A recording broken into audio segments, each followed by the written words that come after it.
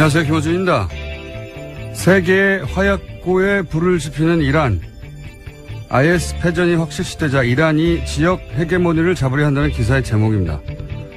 기사는 중동에서 이란 영향력이 커지는 것은 지역 안정을 위협하고 동맹국에 해를 끼친다는 미국 헤리티지 재단 보고서와 이스라엘 네타냐후 총리의 공격적 발언을 싣고 있습니다. 여기서 해를 끼친다는 동맹국은 사우디 같은 미국의 중동 동맹국을 의미하죠. 이스라엘 네타냐후 총리는 유럽에서 울트라 극우 민족주의자라고 불리는 이란과 앙숙관계입니다.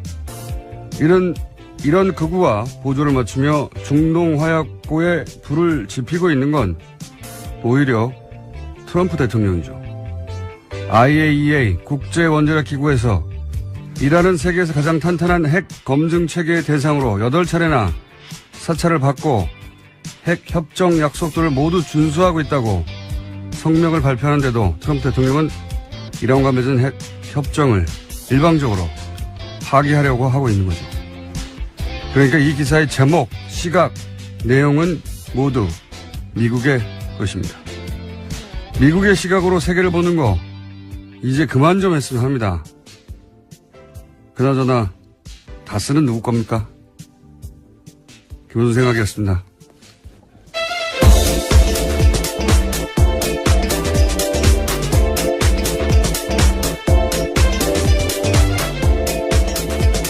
시사인의 김민지입니다. 김민지 기자? 네. 다스는 누구 겁니까? 우리 모두 알고 있죠. 그분만 말씀이 없으십니다. 자, 계속 질문해야 합니다. 네. 이 트럼프 대통령이 또 이제 그 이란과 맺은 핵 협정을 일방적으로 파기하려고 하는데 이 뉴스는 사실 우리한테도 굉장히 안 좋은 뉴스예요. 네. 네, 북한과도 연관되어 있기 때문입니다. 그러니까요. 북한 입장에서는 트럼프 대통령이 이미 2년 전에 맺었던 협정도 혼자 맺은 것도 아니거든요. 네, 6개국이 함께 맺은 그렇죠. 협정입니다. 우리나라 육자회담하고 비슷한 구조였어요. 유엔 안보리 상임이사국하고 거기 플러스 1 독일. 그래서 서방 국가들만 하더라도 영국, 프랑스, 독일이 여기에 참여했다고요. 다 같이. 그래서 이들 3개국 정상은 이제 트럼프 대통령이 그 핵협정을 파기하려고 하니까 이란은 핵협정을 준수하고 있다고. 왜 트럼프 대통령은 그 협정을 준수하지 않으려고 하냐고 비판하는 공동성명을 냈어요. 영국, 프랑스, 독일. 예, 벌써 냈습니다. 네, 총리와 대통령이 모여서 이 핵협정 파기를 좋아하는 건 이스라엘하고 사우디 두 나라밖에 없습니다. 사우디야 뭐 오래된 수니파, 시아파 나눠져서 앙숙이고 이스라엘도 이 네타냐후 총리는 유명한 극우예요. 극우 중에 그 과거 나치가 유태인들을 개토에 가둬놓고 학살했잖아요. 나중에 그것처럼 지금 팔레스타인 사람들 가자 지구에 가둬놓고 미사일 쏘거든요. 예. 그런데 어떻게 보면 그래서죠. 그래서 이스라엘 네타냐후 총리가 그 유엔 총회 가가지고 이란을 낫지라고 했었어요. 그때 엄청나게 비난받았습니다. 국제적으로. 누가 누구를 낫지라고 하냐고. 올해도 핵 협상 파기하라고 네타냐후 총리는 유엔 총회에서 올해도 그랬고요. 두 나라를 제외하고는 전 세계가 이란 핵 협정을 파기를 비난합니다. 예. 그런데 이제 헤리티지 재단이 굉장히 보수적이잖아요. 보수적인 재단의 분석을 빌려와서 이란이 동맹국을 위협한다. 우리 동맹국 아니에요. 예, 동맹국을 위협하고 지역 안정을 해친다. 이거는 굉장히 미국보다 더 미국적인 시각인 겁니다. 왜냐하면 미국 내에서도 이 협정 파기에 대해서 비난의 목소리가 크거든요. 네, 심지어 공화당 안에서도요, 걱정하는 목소리가 크게 나오고 있다고 합니다.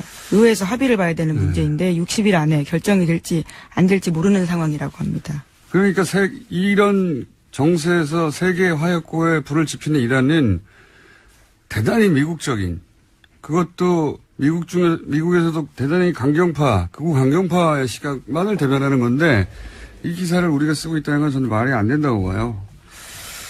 그래서 짚어본 거고요. 네, 그 뉴스 자체도 국제적인 큰 뉴스고 이란 핵협정 파기는 우리가 이제 또 북한과 핵 문제가 있기 때문에 북한이 이제 여기서 어깃장을 놓기 좋은 명분을 제공하고 있다.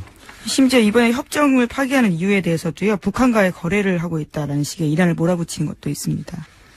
알겠습니다. 좋지 않은 뉴스입니다. 좋지 않은 뉴스인데 여기서 갑자기 이란이 중동을 먹으려고 하고 있다. 이게 나올 뉴스가 아니죠. 자, 첫 번째 뉴스는요. 네, 삼성과 관련된 큰 뉴스가 오늘 아침에 눈에 띕니다. 2008년 4월 달에 이건희 삼성전자 회장이 대국민 사과문을 발표한 바가 있습니다. 당시에 차명 계좌가 문제가 됐기 때문인데요. 하지만 삼성과 이건희 회장이 약속한 차명 계좌의 실명 전환과 누락된 세금 납부 약속이 이뤄지지 않았다라고 오늘 아침에 한겨레 신문이 보도했습니다. 특히 이 과정에서 4조 원대에 달하는 돈이요, 국고에 환수되지 않았고 이건희 회장에게 건네갔다라는 겁니다. 굉장히 큰 뉴스인데요. 한겨레만 사실상 단독으로 실었던데, 이게 이런 거예요. 크게 문제가 됐어, 2008년에, 그죠? 뭐, 그림도 튀어나오고, 차명계좌 튀어나와가지고 막 조단위 4조 이상의 돈이 차명으로 숨겨져 있었다는 거 아닙니까? 근데 이제 그때 다 이제 실명 전환을 하고 문제 해결된 줄 알았더니 알고 봤더니 그게 아니고, 차명계좌가 있는데, 그 차명을 원래 금융실명제법에 따르면은 이제 벌금을 내고 과징금을 내고. 과징금과 세금을 한꺼번에 내야 됩니다. 왜냐면은 그 실명 전환이 93년에 됐어요. 1993년에 돼서 그때 이후로는 만약에 실명 전환을 나중에 하게 되면 들켜서 그 사이에 이자나 배당의 99%까지 가져갑니다. 99%. 그게 이자 배당 다 뺏어가는 거죠. 그리고 이제 그때 그 가액의 절반 가까이 과징금으로. 그러면 4조면 2조가 될 수도 있는 거예요, 세금이. 2조가 될 수도 있는데 이거 하나도 안 냈다는 거죠. 네, 하나도 안 내고요. 고스란히 다 이건희 회장이 가져갔다라는 겁니다. 이거 어떻게 가져갔냐면 그 김은지 기자나 전화 들키면 실명 전환을 해야 되잖아요. 여기서는 그렇게 안 하고 차명이 있는 그대로를 해지해버린 겁니다. 그냥 해지하고 해지했으니까 돈을 찾을 거 아닙니까? 돈을 찾아가지고 이건희 회장 통장에 입금하거나 혹은 차명 상태에서 그냥 이체를 한 거예요. 예, 다른 사람이. 자기 돈을 자기 계좌에 넣은 거잖아요. 근데 자기 돈이라는 게 들켰으니까 과징금 내야 되는데 차명 상태에서 그냥 이체를 한 겁니다. 그래서 한 푼도 추징되지 않았다. 그러니까 당시에 금융당국이 차명 계좌는 비실명 자산이 아니기 때문에 금융실명제에 따른 실명전환 대상이 아니다라는 아주 독특한 논리를 가져다 대면서 일종의 봐준 거죠. 아주 크게요. 말도 안 되는 소리. 우리가 이렇게 해봐요. 우선 이만큼이 없습니다. 아니, 이거보다 적은 액수를 하더라도 우리가 이 차명으로 있다가 들켜봐요. 그렇게 봐주나. 이건 삼성만 가능한 거고요. 추징하면 됩니다. 이제 알았으니까. 세금 많이 늘어나겠네요. 자, 이거 지켜봐야 할 뉴스입니다. 앞으로 어떻게 풀리나. 네, 국감발 자료로 나온 거라서요. 금융감독원이 낸 자료 그 자체입니다. 굉장히 큰 액수입니다. 예. 삼성이니까 가능했던 거고요. 그게 뭐 100억, 200억도 아니고 4조인데. 자, 앞으로 이 세금은 어떻게 되나 우리가 계속 지켜보기로 하고요. 다음 뉴스는요. 네, 또 다스 관련된 뉴스도 있습니다. 이명박 전 대통령의 아들인 이시영 씨가 2015년 다스 협력업체를 직접 설립했다라는 일요신문 보도입니다. 국내에서 이 씨가 임원으로 등기된 회사가 드러난 것은 이번이 처음인데요. 또 이 씨가 세운 회사와 같은 주소지에 쓰인 중소업체가 정체불명의 자금 1,400억 가까이를 다스에 입금한 정황도 있다고 합니다. 일요신문이 특종을 했네요. 예, 다스와 관련해서 뉴스공장에서 특종하고요. 시사인이 제일 먼저 했습니다. 네. 주진희 기자가 여기 먼저 나왔기 때문에 뉴스공장이 먼저 했고, 그리고 JTBC, 예. 중국에 있는 다스 협력업체들의 사장이 이시영 씨, 네 군데 알짜, 이런 단독이 나왔는데 이것도 굉장히 큰 단독이네요. 일요신문에서 복잡해 보이는데 사실은 간단한 내용입니다. 뭐냐면, 이명박 전 대통령의 아들 이시영 씨가 본인이 직접 회사 설립을 한 게 드러났다, 처음으로. 예, 국내에서요. 예, 그런데 그 회사는 다스로부터 하청을 받는 회사인데, 또 알짜 회사라는 얘기죠. 근데 여기는 자본금 1억인데, 다스의 또 다른 협력업체 400억 자산이 있는 회사를 인수했다. 거꾸로 돼야 되는데, 예. 굉장히 신기하죠? 예. 회사는 훨씬 작은데, 예. 이시영 씨가 가지고 있는 임원으로 등재된 회사에서 또 다른 다스 훨씬 큰 회사를 인수해버렸다. 이게 하나의 덩어리고요. 또 하나의 덩어리는 그 회사, 지금 이야기한 SM이라는 회사하고 같은 주소지에 있는 회사가 하나 있는데 그 회사에서 정체불명의 아주 큰 돈이 네, 생겼다는 거죠. 1,400억대 돈이 다소리 입금이 됐다. 그런데 이 주소지를 같이 쓰는 그 SB 글로벌 로지스라고 하는 회사는 그 정도 돈이 있을 수가 없는 자산이 70억짜리 회사다. 네, 유령회사로 의심된다라는 거죠. 예. 뭔가 바쁘고 복잡하게 돈이 왔다 갔다 하나 봅니다, 거기서. 예. 여기, 이걸 이제 뭐 전문가들, 얘기로는 꼭 이 경우가 그 경우다 단정할 수 없으나, 예. 재벌이 경영권을 승계할 경우에 직접 그 눈에 드러나는 회사로 승계하지 않고 이렇게, 그 회사가 재하청 주는 회사를 통해서 쿠션으로 승계하는 경우가 있다. 뭐, 그런 얘기들도 있고요. 예. 다스와 관련된 뉴스들이 조금씩 그동안에는 없었던 전혀 다른 종류의 특종들이 나오고 있습니다. 저희도 계속해서 추적해 가겠습니다. 자, 다음 뉴스는요. 네, 또 BBK 사건의 투자 피해자들이 이명박 전 대통령과 김재수 전 LA 총영사를 형사고발했습니다. 혐의는 직권남용인데요. 이명박 전 대통령과 김 전 영사가 2011년 김경준 씨를 압박해서 투자 피해자들이 받아야 할 돈을 받지 못했다라는 주장입니다. 그렇군요. 여기도 또 관련 뉴스네요. 예.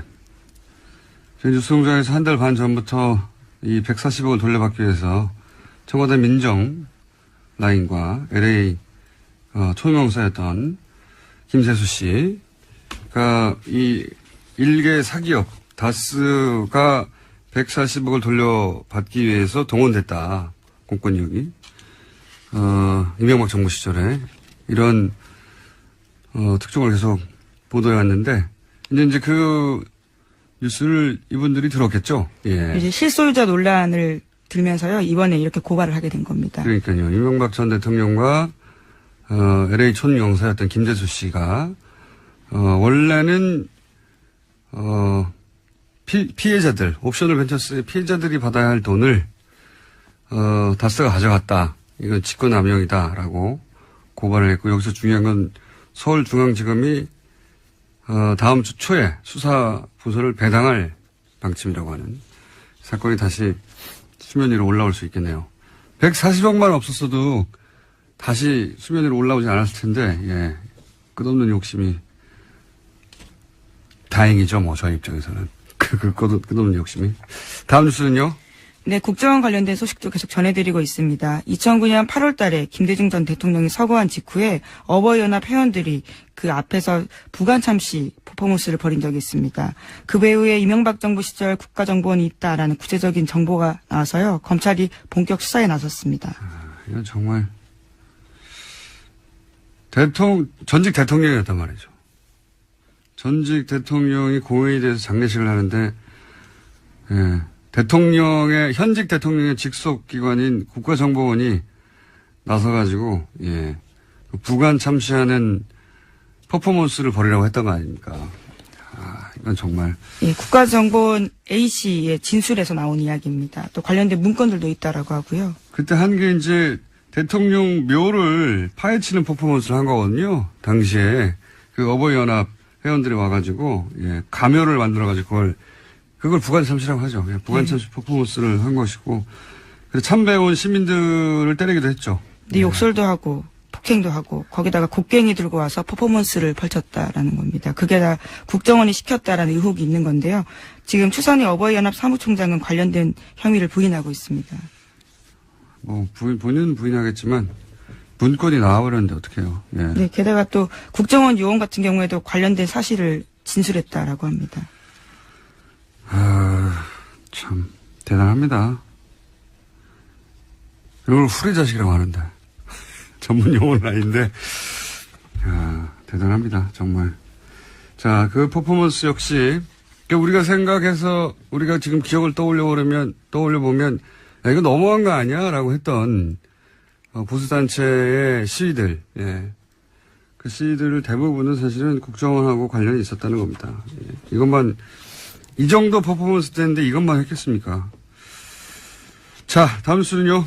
네, 지난주 금요일에 박근혜 전 대통령에 대한 추가 구속영장이 발부됐습니다. 증거인멸에 염려가 있어서 구속의 사유와 필요성, 상당성이 인정된다라는 겁니다. 그렇기 때문에 최대 박 전 대통령의 구속기간은요, 내년 4월 16일까지 연장됩니다. 이거 뭐 너무 당연하게 발부될 거라고 생각해서 저희가 다루지도 않았습니다. 네, 발부됐습니다. 자, 다음 수는요. 네, 바른정당과의 보수통합을 추진하고 있는 자유한국당이 이번 주에 윤리위원회를 열어서 박 전 대통령에 대한 징계를 논의한다고 합니다. 혁신위원회에 공고한 대로 탈당 권유를 결정할 가능성이 큰데요. 이번 달 말쯤 자동으로 제명될 가능성이 크다고 합니다. 핵심은 이거죠, 이제. 예. 이건 결국 전부 다 바른정당하고 통합하려고 하는 건데, 바른정당 내에 이제 자강파들은 안 가려고 하는 거니까, 자강하려고 하는 거니까, 이렇게 탈당하는 사람들의 숫자가 12명이 되느냐 아니냐가 굉장히 중요한 관건이에요. 12명이 넘어서면, 자유한국당이 단독으로 국회 선진화법에 따라서, 모든 법안을 저지할 수가 있습니다.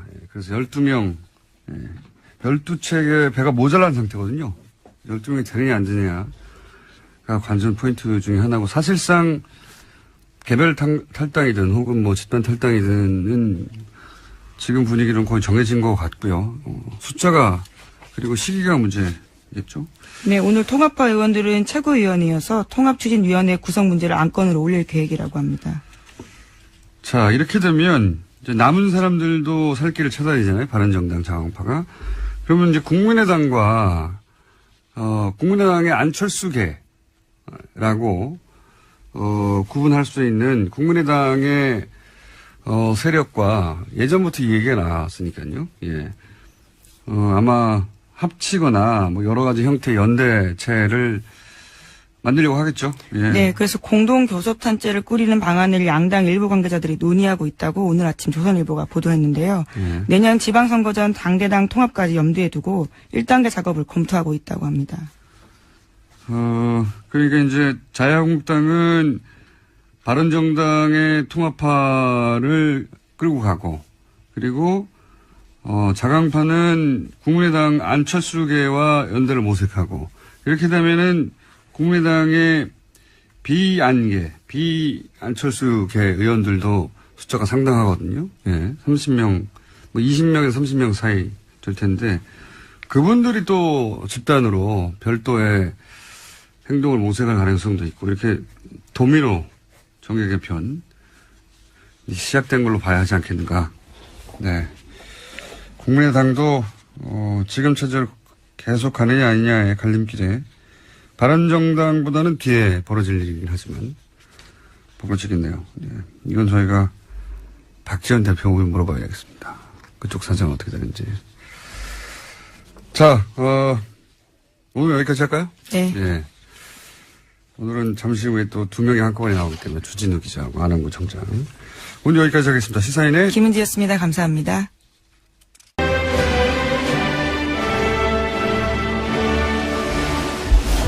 자, 주진우 기자, 안원구 청장님 나오셨습니다. 안녕하십니까? 안녕하십니까? 안녕하십니까? 네.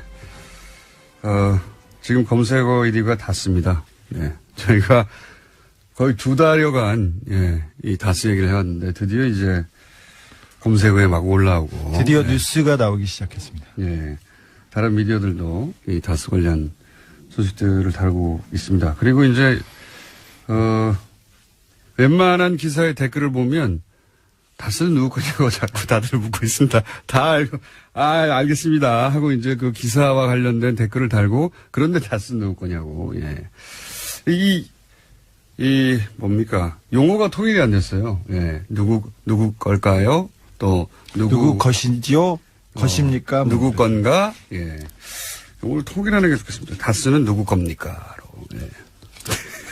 통일을 제안하는 바입니다. 다스는 여기서 누구 겁니까는 쌍기역이 아닙니다. 네. 그냥 누구 겁니까? 다스는 누구 겁니까?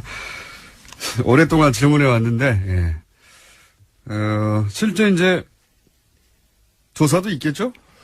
네, 수사팀에서 지금 뉴스공장 몰아듣기하고 그다음에 시사인 지금 계속 읽고 있습니다. 자, 몰아듣기. 예. 왜냐하면 실제 다스 관련 뉴스들이 굉장히 많이 나오고 있으니까. 예. 자, 우리가 시작한 지 거의 2달, 4달한 주중이죠. 그 사이에 또 초기에 공개했던 문서 이외에 취재한 거 없나요? 네. 취재한 거 많습니다. 그 중에 다는 얘기하지 말고 예. 일부만 얘기하자면. 지금 다스에서 이시영 씨의 차명 회사가 하나 나왔지 않습니까? 그렇죠. 일요신문에 의해서. 네. 예. 다스의 계열사가 80개 정도 됩니다. 그리고 계열사가 80개. 그리고 협력업체. 네, 주요 협력업체가 10여 개 있는데 그거 대부분 알짜 회사는 다 이시영 겁니다. 그러니 동료 기자들의 추격 보도 부탁드리겠습니다. 이시영 씨가 이 다스의 협력업체들 중에 중국의 협력업체 네 곳은 협력업체가 아니죠. 중국의 자회사 네 곳은 이미 대표가 돼 있고 그거 외에 국내 협력업체가 80여 개가 되는데 그중에 이제 매출을 제대로 내는 아주 알짜 회사들은 사실상 이시영 씨가 지배하는 것으로 추정된다. 이런 거죠? 네, 그리고 또 하나 각하는 땅을 사랑하셨어요. 그래서 다스 공장 주변에 있는 땅, 그리고 경주 포항 고속도로 주변에 있는 땅, 그리고 금강휴게소, 경부고속도로 금강휴게소 주변의 땅, 이 부분에 알짜배기 땅들, 이명박 주변에 알짜배기 땅들이 숨어 있습니다. 더더욱 재밌는 것은 다스 소유 그리고 이명박 친인척 소유 중에 땅이 용도 변경돼가지고 갑자기 임야가 상업지구로 바뀐다던가 도로가 난다던가 다스 주변, 그러니까 그 경주 다스 공장 주변에 이런 일이 많이 있습니다. 이거에 대한 보도도 부탁드리겠습니다. 네. 제가 혼자 다 하면 재미없잖아. 재미도 없지만 다 할 수도 없어요. 예. 하여튼 여기서 핵심은 이제 국내 협력업체들을 잘 봐야 된다, 다스. 예. 그리고 그 주변 땅도 같이 보면 좋다. 이런 이야기고요. 실제 일요신문이 이제 보도를 했죠. 일요신문 지금 얘기한 것과 연장선상의 맥락에서 두 개 회사를 지목해서 의심스럽다라고 저희가 브리핑에서도 잠깐 다뤘는데, SM이라는 회사가 있는데 여기는 이제 이시영 씨, 이명박 전 대통령 아들 이시영 씨가 직접 회사를 설립한 곳이고, 그런데 이 회사는 다스로부터 대부분의 물량을 하청받는 곳이고, 현대차가 다스한테 물량을 주면 다스가 고스란히 SM에 주는 거죠. 그렇습니다. 예. 그러니까 먹고 살 걱정이 없는 거죠. 그런데 이 SM은 자본금이 1억에 불과한데 알고 봤더니 다른 다스 협력업체 400억대 자산 몇십 배 큰 회사를 인수했더라. 보통 거꾸로인데 요 뉴스가 하나 나왔죠. 예. 예, 그 한 40배 정도 되는 회사를 먹은 거죠. 자산 규모로 봤을 때. 그러면 이시영 씨, 이명박 전 대통령의 이제 자녀인데 그분이 40배 정도 되는 자산을 가져가지고 그 다스 물량을 다 그쪽에서 받는 것입니다. 그렇죠. 그럼 이제 소위 말하는 일감 몰아주기가 되는 것이죠. 그렇죠. 다스가 그러니까 다스는 안정적으로 현대자동차로부터 물량을 받아서 매출이 조 단위가 나고 있으니까요. 그 물량을 받은 다음에 하청업체에 고스란히 넘겨주는 거죠. 그렇죠. 예. 그 재벌들이 이제 제 2세 승계를 할 경우에 그 일감 몰아주기를 통해서 일단 종잣돈을 만든 다음에 상장을 해서 상장 차익을 남긴다든지 해서 그 자금으로 또 다른 주식을 취득하고 해서 승계하는 그런 구조로 지금 가고 있는 것이고요. 그러니까 구조가 다스의 지분이 하나도 없잖아요. 예. 이시영 씨가 표면적으로는.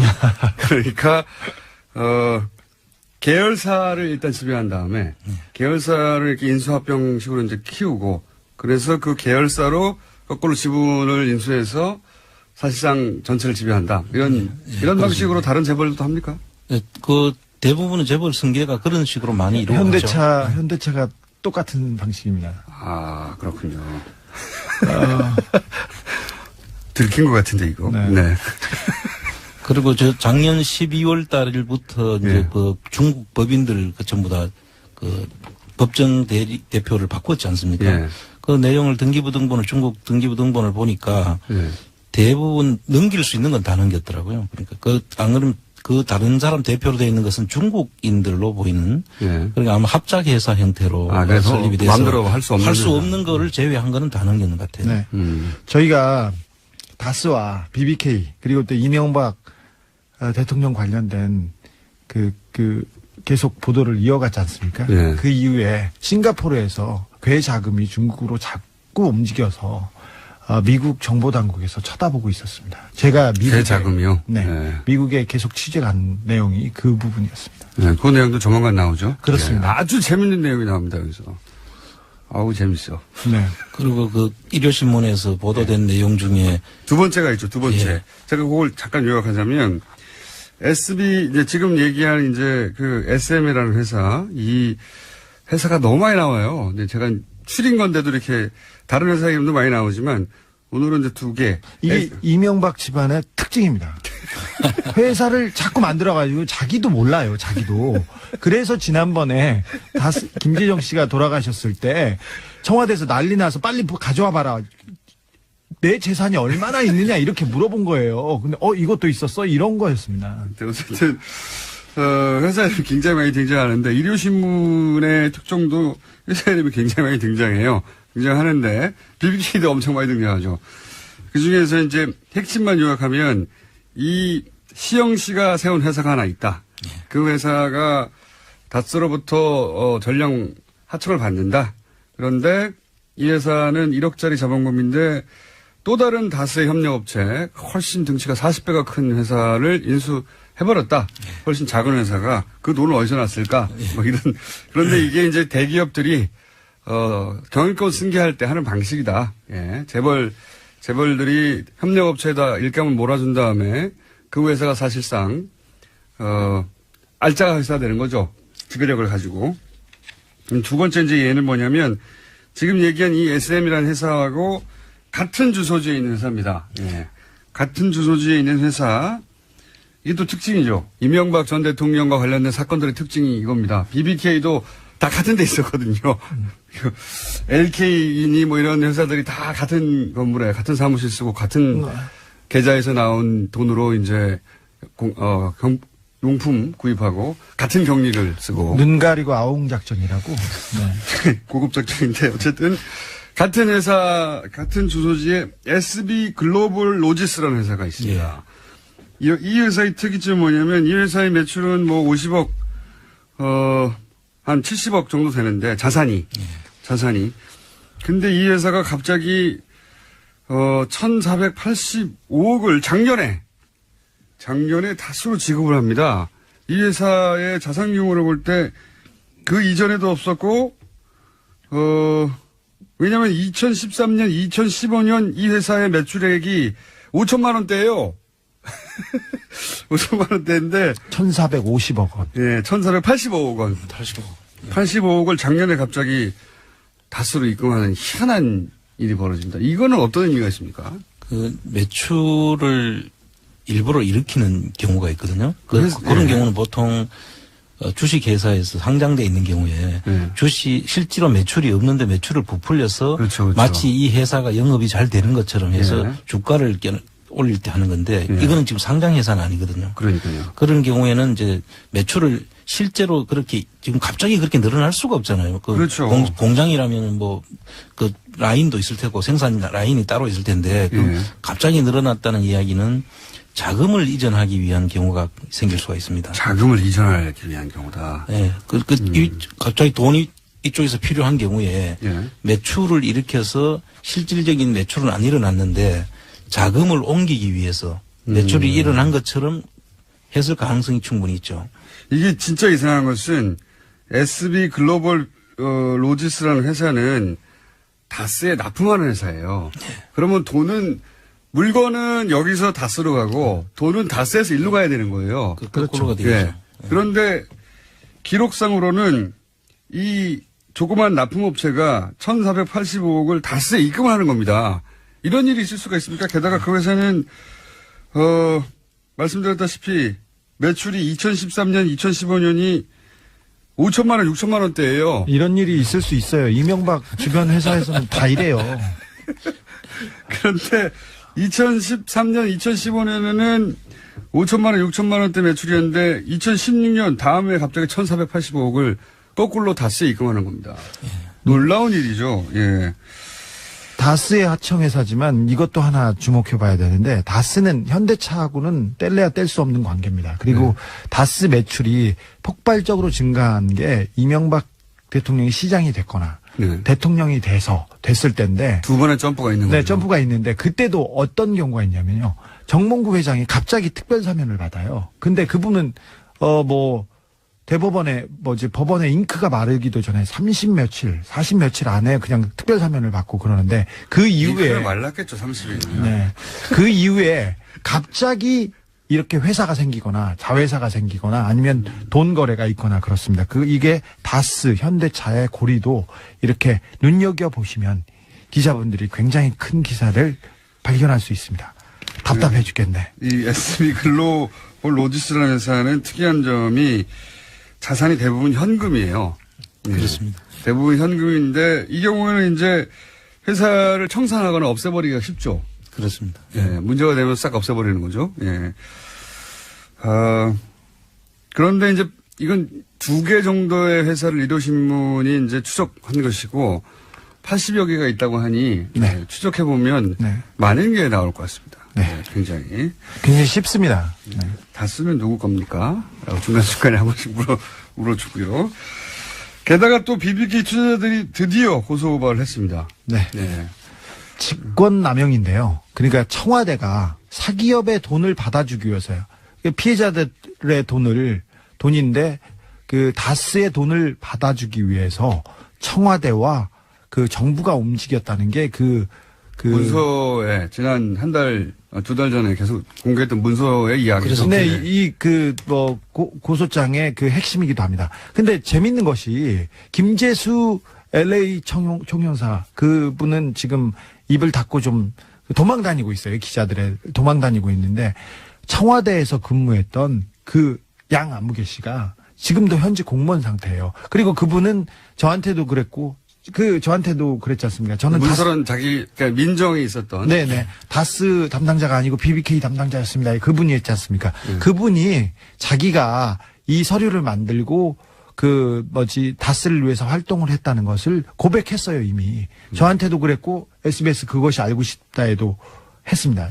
이 문서는 내가 만든 게 맞다고. 네네. 네. 그래서 그냥 굴러가면 됩니다. 네. 이 문서를 본인이 청와대 민정에 있을 때 본인이 만든 게 맞다고 자기가 네. 방송에서 공개한. 청와대에서 만든 문건이 왜 다스에 있습니까? 그리고 이게 이제 생각해 보시면, 청와대 민정 라인에 있던 사람이 만든 문서가 맞는지 아닌지 확인할 길이 없었잖아요, 우리가. 그 문서의 내용은 분명히, 다스라는 사기업을 챙기는 내용인데, 근데 이제 본인이 인정을 했어요. 내가 만들었다고. 그러니까 추적이 필요 없어요. 인정이 됐다니까요. 네, 인정이 됐습니다. 본인에 의해서 내가 만든 게 맞다고. 그래서 민정 지금 시절에. 그 돈을 받기 위해서 이제 고소를 했으니까 그분들이 일단 자기들의 받을 돈을 청와대가 움직여서 다른 다스로 좀 돈을 돌려준 거 아니겠습니까? 그렇죠. 그래서 그 돈은 자기들이 받아야 될 돈이니까 이분들 입장에서는 반드시 고소를 했어야 되는 그렇죠. 이야기죠. 옵셔널 벤처스 입장에서는 소액 투자자들 입장에서는 자기들이 받아야 되는 돈이거든요. 그게 옵셔널 벤처스 주가를 조작해가지고 뻥튀기 된 돈을 가지고 미국으로 튄 거 아닙니까? 미국 법원에서 결론이 났죠. 네, 미국 법원에서 이거는 옵셔널 벤처스 투자자의 돈이다 하고 그 사람들에게 돌려주라고 했는데 그 돈이 글로 안 가고 왜 다스로 가요? 예. 그 자체도 말이 안 되는 거예요. 옵셔널 벤처스 주가 조작을 해서 만든 돈이 왜 다스로 갑니까? 옵셔널 벤처스하고 다스는 아무 상관이 없어야 하는 건데, 예. 자, 이런 일이 있었는데 이제 조금씩 밝혀져 가고 있습니다. 자, 그러면 오늘 이제 본론을 해볼까요? 본론? 이제 끝날 때쯤 본론을 합니까? 아직 10분 가까이 남았습니다. 자, 본론으로 들어가 보자면, 아니, 이렇게 의혹이 많은 사건인데, 도대체 2007년에는 왜 이게 안 밝혀졌을까? 이 얘기를 이제 할 때가 됐죠. 예. 그 본론 들어가기 전에 잠깐 제가 이거 아까 별로 안 됩니까? 연결되는 이야기를 잠깐 말씀드리면 예. 그 도곡동 땅이 263억에 팔렸지 않습니까? 그건 처음 말씀하신 거예요. 지금 오늘은. 그래서 일단 도곡동 땅이 예, 거기서 도곡 땅이 팔린 돈이 도곡동 땅이 누구 것이냐 검찰에서 발표를 할 때 예. 이상은 그 김재정도 아닌 제3의 것으로 보인다 주인이. 잠깐만요. 이렇게 확 들어오시면 안 되고요. 이 도곡동 땅 얘기를 왜 하냐면 지금까지 다스 얘기를 했는데 다스에서 BBK에 190억을 투자해서 우리가 이 얘기를 계속 하고 있는 거죠. 그러니까 다스의 주인이 누구냐가 결정되면 BBK의 주인이 누군가가 결정되는 거죠. 그렇습니다. 근데 이 다스에서 BBK로 들어간 돈, 그 돈을 다시 한번 거슬러 올라가면 도곡동 땅을 팔아서 그 돈이 일로 들어왔거든요. 예. 도곡동 땅을 팔아서 그 돈이 들어와서 그 돈이 다스에서 BBK로 들어왔기 때문에 거슬러 올라가서 그러면 도곡동 땅은 누구의 땅이냐 이게 당시 2007년에 네. 논란의 중심에 있었죠. 검찰이 결론을 예. 그때 제3자의 것으로 보인다 이렇게 그렇죠. 결론을 냈고 1차 결론 제3자의 것으로 네. 본다. 그런데 그 263억 중에 190억이 들어갔는데 네. 그걸 역으로 다스. 계산을 해보니까 그 당시에 양도소득세라든지 예. 세금을 다 떼고 난 다음 금액이 한 그 정도 될 것 아, 같아요. 그럼 전액이 들어간 거랑 마찬가지. 전액이, 네. 그래서 그 돈을 가지고 다스로 들어갔는데 그게 제3자의 것이었다고 결론이 났다면 그렇죠. 제3자의 것 얘기를 할 텐데 도곡동 땅이 그때 그 땅이 사실은 현대 소유였어요. 사실. 그렇죠. 네. 네. 현대 소유였는데 이명박 전 대통령이 현대 건설할 때 현대 소유였었습니다. 네, 그때는. 그래서 현대 건설 주변을 취재했을 때는 뭐라고 했냐면은 그 당시만 해도 건설회사는 그 건설회사 임원들이 그 건설회사 땅, 좋은 땅 있잖아요. 개발 부지 땅을 차명으로 먼저 사두거나 차명으로 이렇게 던져 놓는답니다. 그래서 그러니까 현대 건설의 임원들 명의로 정주영 회장이 땅을 사서 차명으로? 보관하게 한답니다. 그래서 거기를 개발하거나 아니면 삼성 케이스 건물을 생각하시면 쉽죠. 그렇죠. 네. 삼성의 지금 오늘 브리핑에서 다루는 임원들한테 삼성 이건희 회장의 아버지 이병철 시대부터 비자금 통장을 쫙 깔아줬죠. 그렇죠. 임원들 명의로 쫙 계좌를 개설해서 차명으로 있다 그게 나중에 들켰잖아요. 근데 그거는 이제 삼성의 경우고 이 현대 건설은 부동산 회사니까 건설 회사니까 그때는 땅에다가 쫙 묻어뒀는데 네네. 그 땅 주인들을 그 현대 임원들 명의로 해줬다. 그거는 네. 모든 특별히- 건설회사가 다 똑같습니다. 그렇습니다. 네. 근데 정주영 회장이 특별히 그 이명박 그 전 현대건설 사장을 예뻐해가지고 거기다 묻어놨는데 그 이명박 그 사장이 나가면서 입을 딱 닫고 이건 가져가겠습니다 이렇게 얘기했대요. 라고 현대건설 임원들이 얘기한 적이 있다. 예, 현대건설에서 이명박 씨하고 같이 근무했던 사람이 거기서 얘기했습니다. 그래서 정주영 전 회장께서 이명박하고는 상종도 하지 마라. 저쪽에다는 오줌도 싸지 마라. 이런 특별한 명이 있었다고 합니다. 이렇게 뭐냐면 이런 거죠. 삼성에 비유해서 얘기하자면 삼성 이병철 회장 혹은 이건희 회장의 차명재산을 다른 임원의 이름으로 놔뒀는데 이 임원이 회사를 관두면서 이거 내 명의로 된 거 아니야 하고 먹어버린 거죠. 네. 그런 케이스가 바로 이 도곡동 땅 케이스라고 2007년 취재 당시 현대건설의 전직 임원이 얘기한 적이 있고 그렇게 취재된 적이 있다. 네. 그게 이제 도곡동 땅의 기원이지 않겠는가 하는 네. 거 기원입니다. 추정을 해볼 수 있습니다. 어쨌든 이 땅을 팔았어요. 자꾸 미궁으로 빠지는데요. 그러니까 그 263억 중에서 190억이 일단 다스로 들어갔지 않습니까? 그렇죠. 그 다스로 들어간 190억이 그럼 제3자의 돈이 되는 거죠. 그렇죠. 지금 검찰 조사로는 도곡동 땅을 판 돈은 이것은 제3자의 돈이라고 한 것 같으니까 네. 여기서 제3자라고 한 이유는 뭐냐면 도곡동 땅도 이명박 전 대통령의 형 그다음에 처남의 명의로 돼 있었거든요. 다스처럼 똑같이. 그렇습니다. 예. 두 사람의 명의로 돼 있었는데 두 사람 게 아니고 제3자의 명의인 것 같다. 명의로 보인다고 결론을 내렸었고요. 예. 그랬으면 다스 입장에서는 그 제3자의 땅이 판 돈이 들어온 거지 않습니까? 그렇죠. 그럼 그 돈의 그 해외 처리를 예. 어떻게 해놔야 되는지가 있을 겁니다. 그렇죠. 남의 돈이 들어온 거니까요. 그렇죠. 예. 그런데 그게 나중에 다스로 들어왔거든요. 예. 140억하고 50억을 미리 받았는가 하고 다스로 들어와 있지 않습니까? 네. 청장님 지금 안에서 PD께서 지시사항 내려왔어요. 이제 좀 본론으로 좀 가자고 좀. 아니 말해야 될 거 아니에요. 본론을 가려고 이렇게 시간이 끝나가는데. 자, 2007년에 지금 네. BBK 수사 얘기 나왔는데 지금 이명박 대통령 그 내부자한테서 문자가 하나 왔습니다. 문자 하나 얘기하고 본론으로 가겠습니다. 이거 괜찮겠습니까? 네. 지금 리얼타임으로 벌어진 일이기 네. 때문에. 2007년에 삼성병원 특실에서 이상은 회장, 그러니까 다스 회장 조사 받으면서 한나라당 경선이 있었습니다. 2007년에. 그렇죠. 네. 이명박, 박근혜. 그렇죠. 큰 경선이었죠. 한나라당 경선까지만 해도 MB는 죽었구나 했답니다. 그랬는데 아하. 대선 후보가 MB로 결정된 후에 180도 검사들이 바뀌어가지고 오히려 막 덮어줘가지고 저도 신기했습니다. 안 먹히던 내용도 다 들어줍니다. 억지 주장도 다 오케이 합니다. 라고 당시 이 관련자였던 사람한테서 문자가 온 거예요? 이명박의 가신한테서 지금 오늘 연락이 본론이 그거였지 않습니까? 네. 지금 이제 본론으로. 저 본론인데 3분 남았어요. 이제 본론으로. 자, 본론 제3자 어떻게 됐다고요? 그러니까 제3자 다스가 제3자의 것을 보여서 다스로 들어가야 되는데 네. 돈은 나중에 좀 전부 다스로 돌아왔어요. 140억과 50억이. 네. 지금 그래서 다스 것으로 지금 돼 있습니다. 네. 그 제3자가 그 누구길래 다스 것으로 그냥 해도 그냥 가만히 두느냐 이거죠. 그러니까 다스의 주인이 누굽니까? 이게 중요하죠. 자, 이게 이제 청장님이 말씀하신 내용은 너무 어려워. 좀 어려운데 뭐냐면, 자, 이 도곡동 땅, 네, 도곡동 땅이라는 게 이것은 형의 돈도 아니고 천원 돈도 아니다. 제3자 거다. 제3자가 누군지는 말하지 않았어요. 네. 그렇습니다. 제3자 거다. 근데 제3자 돈이 다스로 들어갔잖아요. 예. 그리고 제3자 돈이 BBK에 들어갔습니다. 네. 그리고 제3자 돈이 돌아와서 다시 돌아왔어요. 다스로. 예. 저기 이명박 대통령 호가 제3자 아닌가요?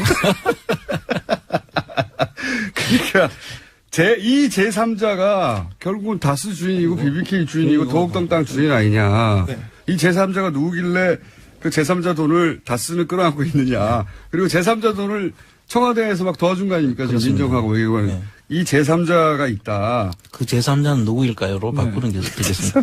누구일까요? 복잡하면 안 돼요. 자, 그러니까 이 검찰의 결론에 따라가더라도 도곡동 땅 주인과 그리고 다스 주인과 그리고 BBK 주인이 지금까지 말해왔던 거하고 다른 제3자 아니냐 이거죠. 그렇습니다. 예. 네. 그게 오늘의 핵심 본론인가요? 아니죠. 이제 본론으로 시간이 가셔야죠. 아직 안 이제 했죠. 이걸 자랑으로 깔아놓고 그다음에 검찰이 당시에 어떻게 이걸 털어주느냐를 얘기하려고 했는데 그렇죠. 시간이 1분 남았어요. 어떻게 해요 이거. 원래 오늘 주제는 이거는 본론은 네. 당시 검찰은 이 많은 의혹들을 어떻게 정리하였는가. 어떻게 덮어줬느냐. 특별히 후반부에 대해서는 검찰이 이명박의 돈을 어떻게 숨겨줬는지 예. 두 번의 특검이 있었지 않습니까? BBK 특검과 내곡동 특검. 그 당시에 이명박 대통령과 그 다스의 자금을 들여다볼 기회가 특검에는 있었어요. 실질적으로 다스를 하면서 다스를 특검하면서 돈이 나왔어요. 100억 원대 비자금이 나왔는데 그걸 어떻게 덮어줬느냐. 돈을 어떻게 검찰이 덮어줬느냐가 핵심인데. 그 핵심에 들어가기 전에 설명만 잔뜩 하다가 자, 이 본론은 다음 주에 이어서 하도록 하겠습니다. 본론도 못 들어가고 끝났습니다. 주진희 기자, 안하고 정정했습니다. 감사합니다. 감사합니다. 뭐가 감사합니까?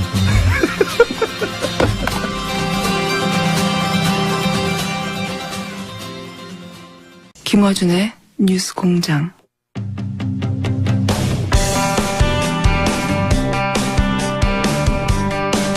지난주부터 뉴스공장에서는 각 당의 국정감사 전략을 차례대로 들어보고 있습니다. 더불어민주당, 자유한국당 이어서 국민의당 국감 전략, 국회 교문위 위원장 국민의당 유성엽 의원 연결해서 들어보겠습니다. 안녕하세요, 의원님. 예, 반갑습니다. 예. 네. 우선 큰 틀에서 이번 국정감사에서 국민의당 전략 한번 짚어주십시오. 예. 지금 현재 우리가 그 촛불 시민혁명에 의해서 새로운 정부가 출범한 지 한 5개월째를 맡고 있지 않습니까? 네네. 그래서 아무래도 이번 국정감사는 현 문재인 정부의 국정운영 방향의 문제점을 짚어나가면서도 예. 박근혜 정부 등 이전 정부의 정책 실패를 보다 자세히 좀 규명하고 재발 방지책을 모색하는데 중점을 둘 수밖에 없는 생각합니다. 그렇군요. 예. 5개월치는 문재인 정부의 국정감사를 해야 되는 것이 맞고, 그리고 나머지 7개월치는 예. 사실은 이전 정권이었으니까, 박근혜 정부. 그렇습니다. 네. 예. 박근혜 정부 시절에 국정감사도 동시에 진행할 수밖에 없다. 네. 예.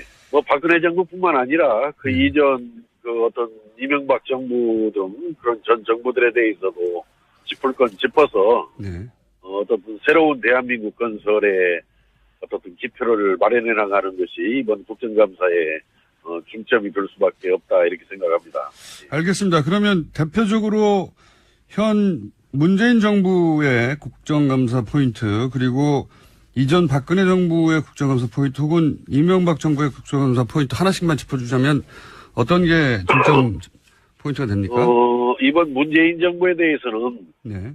대북 문제 등 외교 안보에 있어서 좀 너무 흔들리지 않는가, 너무 미숙성을 보이지 않는가 하는 점이 많은 국민들께서 우려를 하고 있다고 생각합니다. 네네. 그래서 그런 문제들에 대해서도 한번 짚어보고, 네. 하나씩만 하라고 그랬지만은 지금 현재 경제가 계속 어려워지고 있잖아요. 어려운 네. 상황이잖아요. 그래서 문재인 정부가 내세우고 있는 그 소득주도 성장론에 문제가 없는 것인지 한계는 없는 것인지 네. 이 문제도 좀 봐야 될 것이고요. 네. 박근혜 정부에 대해서는 지금 현재 그 탄핵을 받아서 현재 더군다나 파면되고 구속되어 있어가지고 재판을 받고 있지 않습니까? 네. 그래서 작년에 이제 교문위에서부터 시발되었던 여러 가지 그런 문제점들이 많이 있습니다. 교육에 관한 문제라든지 국정교과서 문제라든지. 예. 또 여러 가지 국정교과서 문제죠. 예. 그런 등등 또 미르재단 K스포츠 문제에서 비롯된 국정농단들, 문화예술계에 대한 이런 문제들을 해야 될 것이고, 이명박 정부에 대해서도 그런 블랙리스트가 있었다, 다 나오겠지만은 그런 문제들 포함해서 사자방이라고 소위 네. 4대강, 방산비리, 그 다음에 자원외교에 제기되고 있는 의혹들에 대해서도 네. 규명을 해야 될 것이 아닌가 하는 생각을 갖습니다. 알겠습니다. 어떤 의미에서 굉장히 특이한 국감인데, 예, 이전 정권과 현 정부를 동시에 이제 국감 대상으로 삼는 이런 국감은 잘 없죠. 그래서 예. 국민의당은 문제가 된다면 이전 정부, 그리고 현 정부의 외교 안보 혹은 소득주도 성장에 관해서 짚어보겠다. 네. 예. 전체적으로 이해했고요. 그러면 현재 이제 야당의 국감 전략 중에 보면 예. 민주당은 사실 비슷한 것 같습니다. 국민의당과 기조에 있어서는. 예. 그런데 이제 좀 차이가 나는 것은 자유한국당의 경우에는 김대중 노무현 정부를 원조 적폐로 규정하고 청산하겠다고 이제 전략을 들고 나왔거든요. 이 전략은 어떻게 보십니까? 예. 노무현 정부나 김대중 정부에 대해서도 짚어볼 사항들이 있으면은 짚어볼 수는 있는 일이지만은 그건 예. 여야를 떠나서라도 그건 자유한국당이 지금 그렇게 주장할 수 있는 그런 상황은 저는 아니라고 생각합니다. 우리 연예인들도 사고 치면은 일정 기간 자수거잖아요. 네네. 그런 점에서 봤을 때 지금 자유한국당은 성찰하고 반성하고 이럴 때지 거기에 어떤 물타기식으로 그렇게 자유한국당에서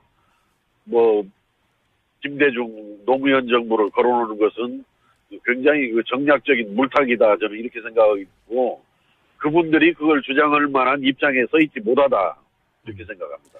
알겠습니다. 지금 현재 이제 좀 범위를 축소해서 교문위원장이시니까 예. 교문위의 앞으로 쟁점은 어떤 게 등장하게 됩니까? 우선 우리 교문위에서도 지금 지난 박근혜 정부에서 저질러진 잘못된 일들이 있거든요. 네. 앞에서 나왔지만은 국정 역사 교과서 문제, 예. 또 블랙리스트 문제, 또 미르재단이나 K스포츠 재단 그 설립과 운영과 관련된 문제들이 있는데 그 이러한 문제들이 현재 뭐 여러 가지 재판도 진행 중에 있고 또 책임을 이제 추궁당하고 있습니다만은 어떻든 그러한 일들이 왜 발생했는지 어떠한 상황에서 발생한 건지 어떤 제도적인 미비점은 없는 것인지 운영상의 문제는 없는 것인지 해서 재발 방지 앞으로 정권들에서도 그런 일들이 또 발생하면 안 되잖아요. 그러니까 그 재발 방지에 중점을 두면서 사실은 이 교육 문제 굉장히 중요합니다. 특히 사교육 문제, 사교육비 문제 이걸 해소하고 해결할 수 있는 문제는 없는 것인지 또 우리 전통 문화예술을 우리가 제대로 보존하고 복원해서 우리 대한민국을 문화국가 시대로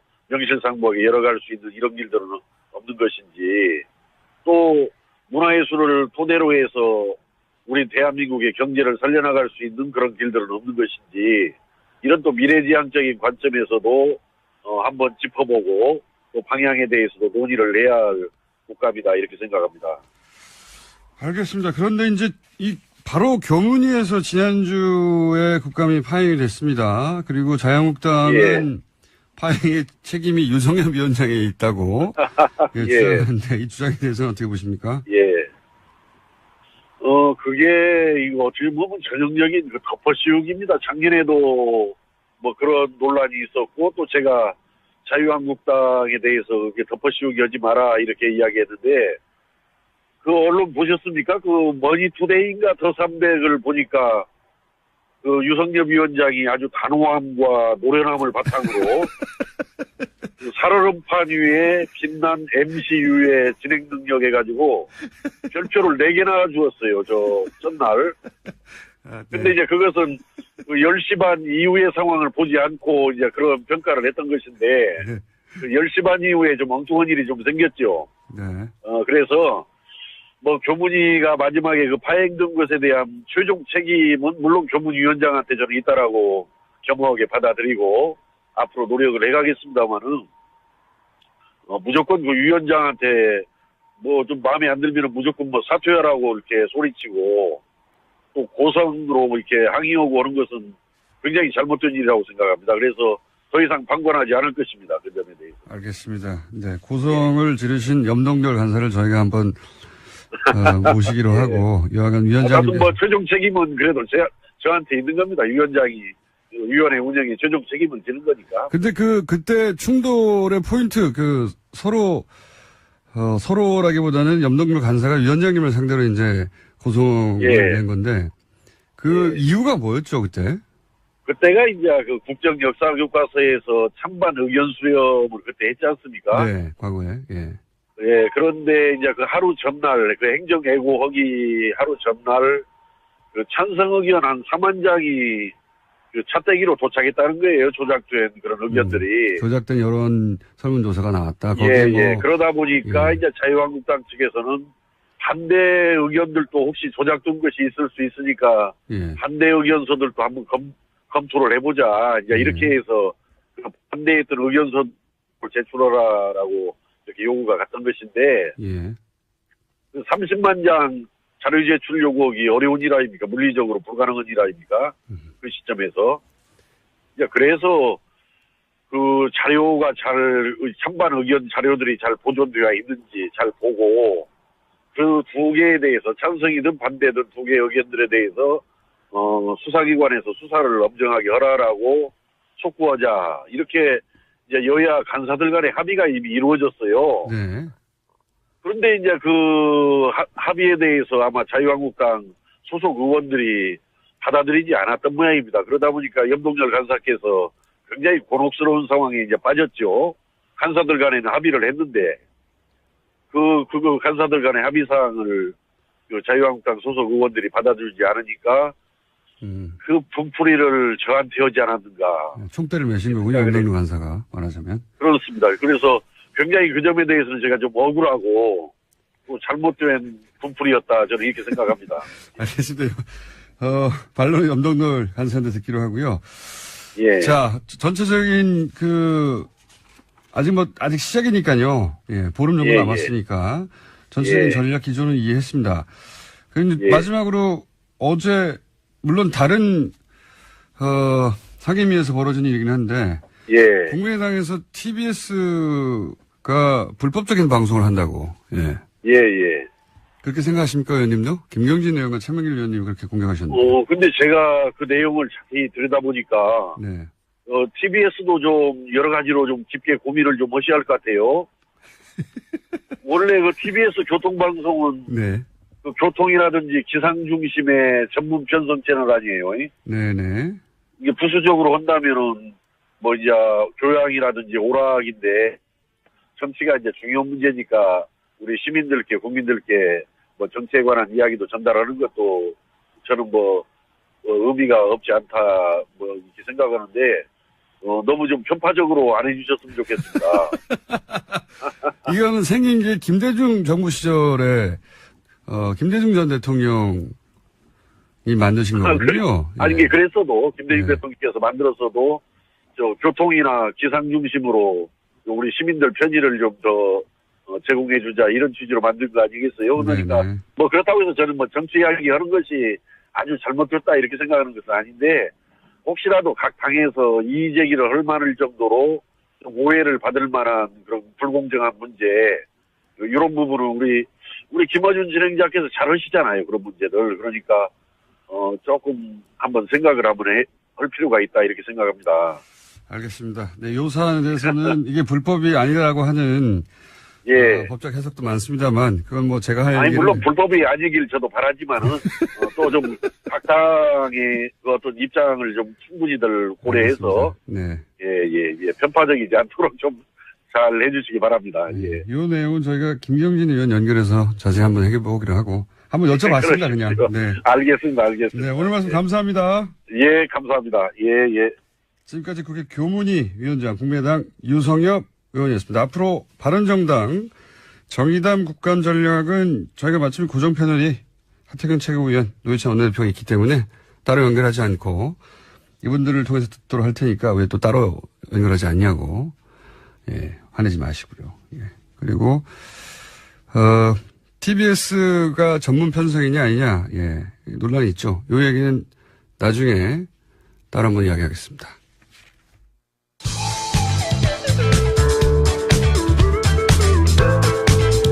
간장공장 공장장은 장 공장장, 뉴스 공장 공장장은 김어준입니다.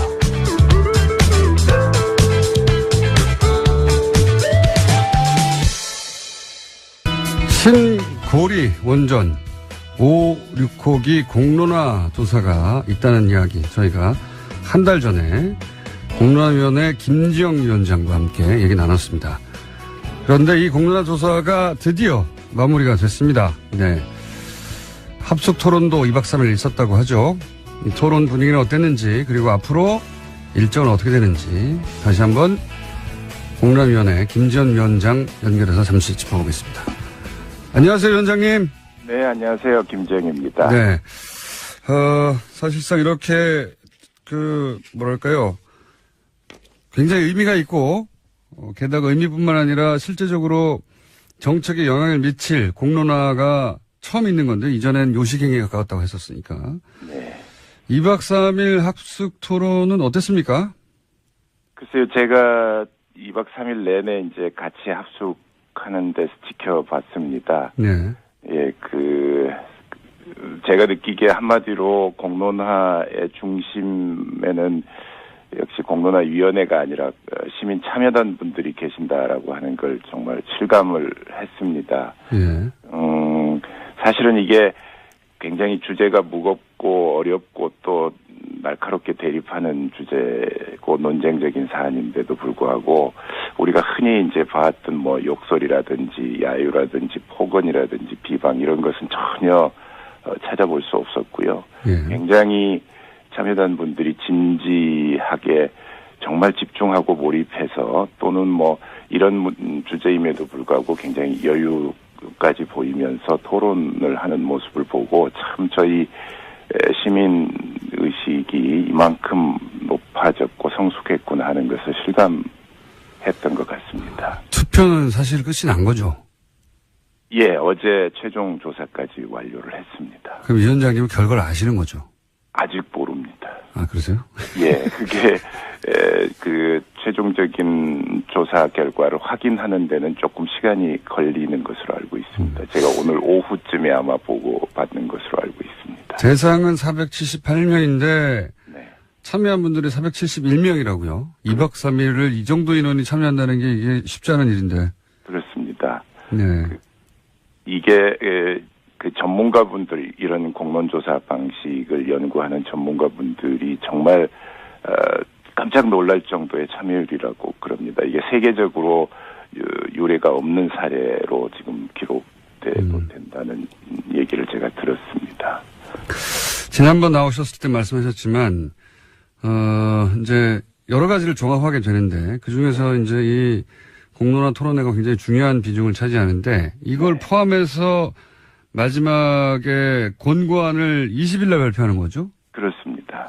그러면 이 권고안에 찬성 혹은 반대 의견을 어떤 식으로 포함하게 되는 겁니까? 결과만 포함합니까? 아니면 어떻게 되나요? 이 내용은? 이제 두 가지 예상할 수 있을 것 같은데요. 오차 범위라고 해서 이제 양쪽의 의견이 좀 상당한 정도로 차이가 나는 경우가 있을 수 있고요. 네. 아주 박빙으로 나오는 경우 두 가지 경우를 다 상정을 할 수가 있을 것 같은데요. 저희는 이제 권고안에는 크게 그런 조사 결과를 우선 다 공개를 전체적으로 할 예정이고요. 거기에 네. 따라서 정책 권고를 하는 그게 두 가지가 핵심이 될 것 같습니다. 그런데 정책 권고를 할 때 조사 결과가 좀 명백히 다수 의견과 소수 의견이 갈리면 다수 의견에 따라서 권고하는 게 마땅할 것 같고요. 오차범위 밖이 아닌 아주 박빙일 경우가 이제 사실은 저희한테 큰 숙제입니다. 그래서 그런 경우에 이제 사실은 뭐 이렇게 비유하면 어떨지 모르겠는데 육안으로 식별이 잘 안 되는 경우에는 이제 망원경으로도 들여다보고 현미경으로도 들여다보고 해야 될 것 같습니다. 그래서 조금 자세한 분석과 평가가 필요할 것 같습니다. 그렇군요. 뭐 오차 범위를 벗어나면 결론은 쉬운데 네, 보통 여론조사 할 때 이제 오차 범위가 있지 않습니까? 그렇습니다. 오차 범위는 조사 방법에 따라서도 다를 수 있고 그래서 네. 단정하기가 힘든데 지금 1차부터 4차까지 4번의 여론조사가 있었죠. 맞습니다. 그리고 거기에 더해서 이 공론화 위원회에 참석한 시민들의 투표도 반영이 되는 거죠?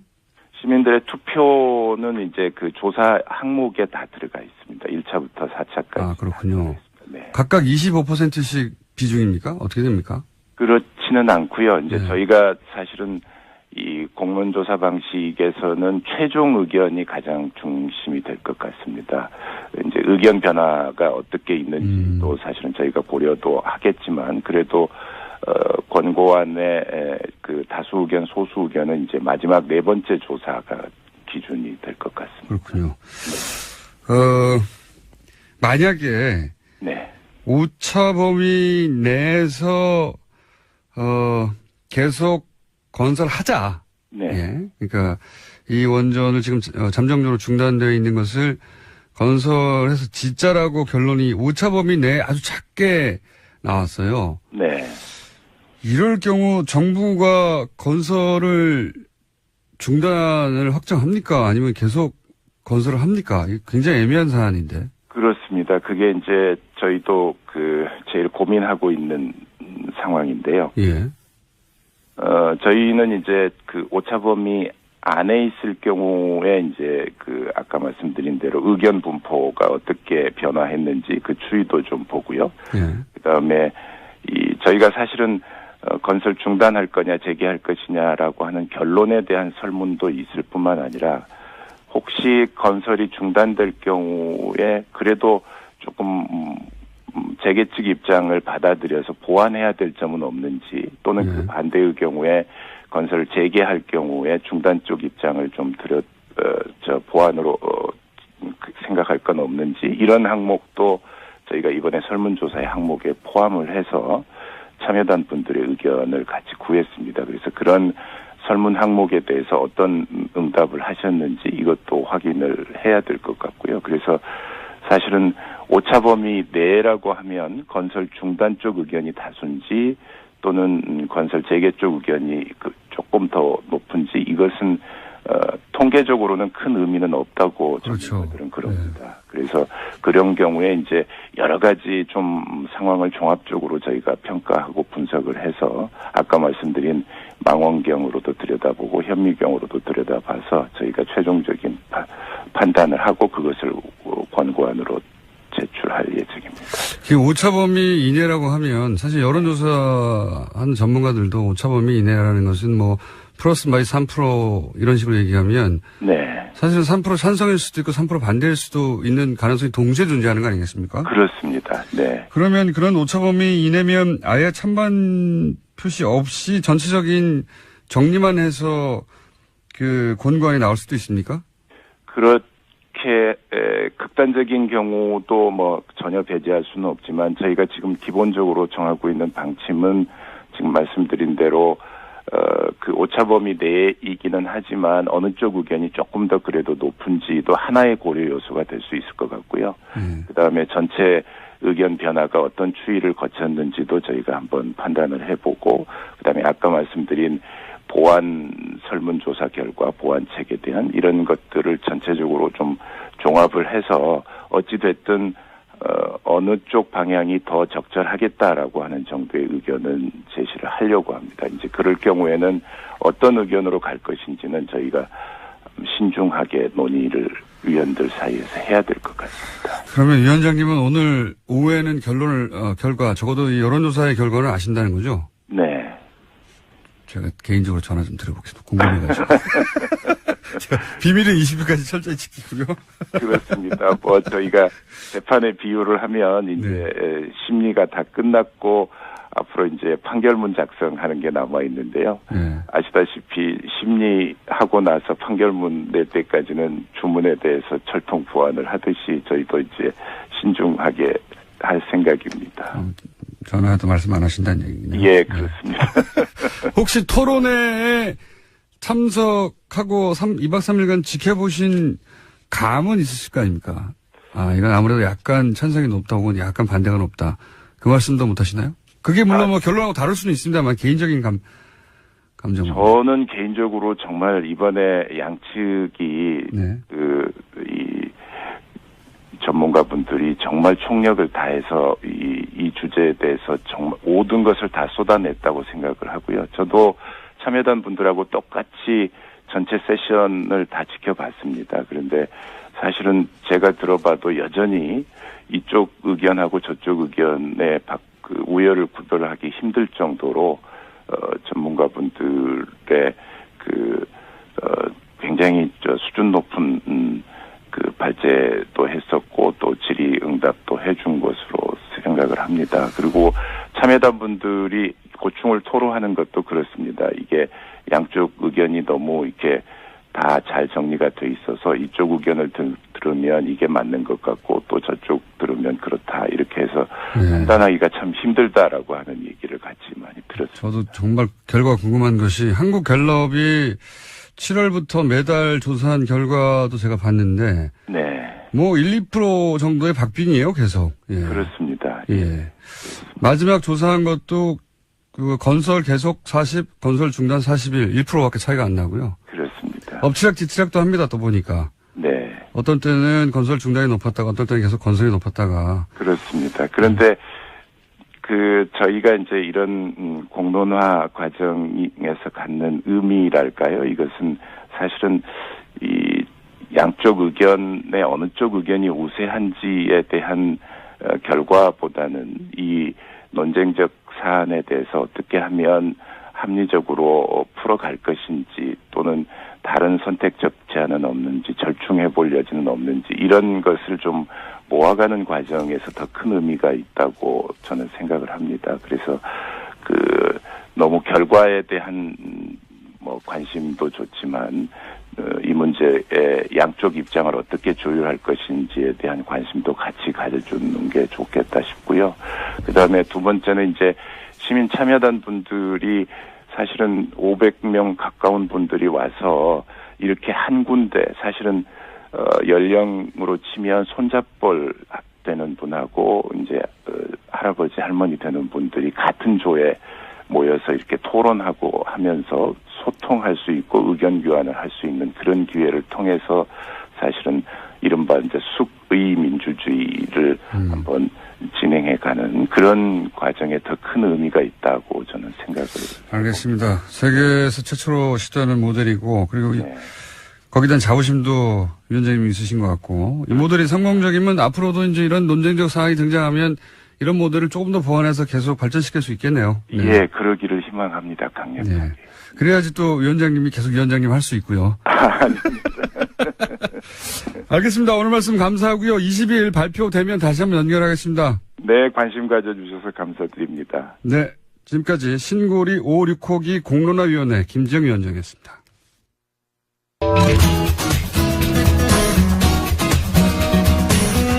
인문결 연구소 소장님, 홈페이지 아직 개설되지 않고 카페에서 있는 회비 조정 안 하십니까?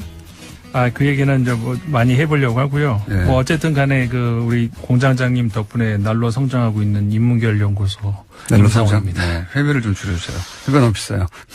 그래도 다를라요. 이제 다른 비교 대상하고는 네. 우리는 직접 강의가 이루어지고 이런 것들이 많이 있기 때문에. 그래도 비쌉니다. 한 달에 4만 원이잖아요. 네. 비싸다고 제가 계속 주장하고 있고요.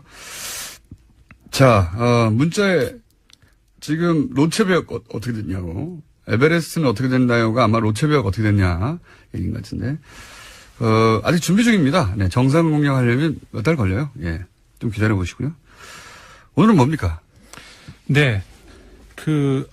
주제를 들어가기 전에 한 가지 얘기하려고 했는데 바로 들어가시네요. 네. 한 가지 무슨 말씀 하시려고요? 오면서도 많이 들었습니다만 차 안에서 방송을 들으면서 왔거든요. 근데 국정감사 동안에 왜 이렇게 교통방송 얘기가 계속 나오는지.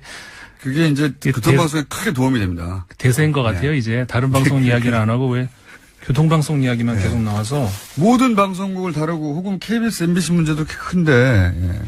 교통방송이 이렇게까지 중요해졌다는 것은. 잊어먹을만 하면 다시 교통방송 얘기 나오고 그래서 이 네. 국감이 교통방송 감사였나 그런 생각을 하기도 했었습니다. 저는 개인적으로, 물론 교통방송에 TBS의 사장님은 여러 가지로 피감기관 장으로서 괴로우시겠지만 네. 저는 무척 즐거웠습니다. 네. 예. 교통방송이 이렇게 중요한 방송이 되었다는 것은 다 김어준 덕분이다. 라고 혼자 생각하며 흐뭇하게. 얘기를 꺼내는 게 아닌데. 자, 오늘 주제는 뭡니까? 오늘 또 첫 김어준의 생각 여기서 네. 말씀을 하셨더라고요. 이란 핵 협상. 네. 예. 13일이었었죠. 미국의 트럼프 대통령이 이란과의 2015년도 했었던 핵 협상 예. 여기 대해서 불인증이다. 이런 이제 다소 좀 낯선 그런 예. 이야기를 했습니다. 불인증 선언을 했죠. 도대체 그러면 불인증이라는 건 뭐냐? 예. 그 이야기부터 이제 잠깐 해보면은 원래 이제 2015년도에 미국과 이란이 극적인 핵 이제 그렇죠. 협상을 했지 않습니까? 자세한 내용은 좀 이따 얘기하기로 하고. 자세한 얘기를 좀 이따 할 수 있을까요? 저희 과거의 전력을 보면 자세한 얘기부터 해야 될 것 같은데 어쨌든. 아니 근데 불인증이 무슨 말인지는 네, 얘기해야 불인증. 되니까. 그런데 여기서 미국이 항상 미국이 그렇지 않습니까? 외국에서 협상을 하고 물론 다른 나라도 그렇습니다만은 국회 인증을 받아야 되는데 국회 인증 이전에 행정부에서 90일마다 한 번씩 이걸 이제 검증을 해가지고, 그러니까 이거 코커카딘법이라고 이제 얘기하는데, 그러니까는 이란과의 핵 합의가 제대로 진행되고 있는지를 검증을 해서, 네. 90일마다 이제 검증을 해서 3달마다 한 번씩이죠. 그거를 결과를 의회에 이제 보고를 해야 된다. 네. 그러면 의회가 그거를 60일 이내에 그 결과를 가지고 이제, 파기를 할지, 어떻게 이걸 결정하는 건데, 그거를 이제 인증을 안 한다. 그러니까 90일간의 인증을 한 번씩 해야 되는데 그걸 하지 않겠다. 그러니까요. 예. 그 이야기를 한 거죠. 미국은 상권 분립이 꽤 공고한 나라라서 네. 예. 협상의 주체는 정부지만 행정부지만 네. 그것을 승인하는 것은 의회로부터 받아야 되는데 그렇죠. 예. 그러니까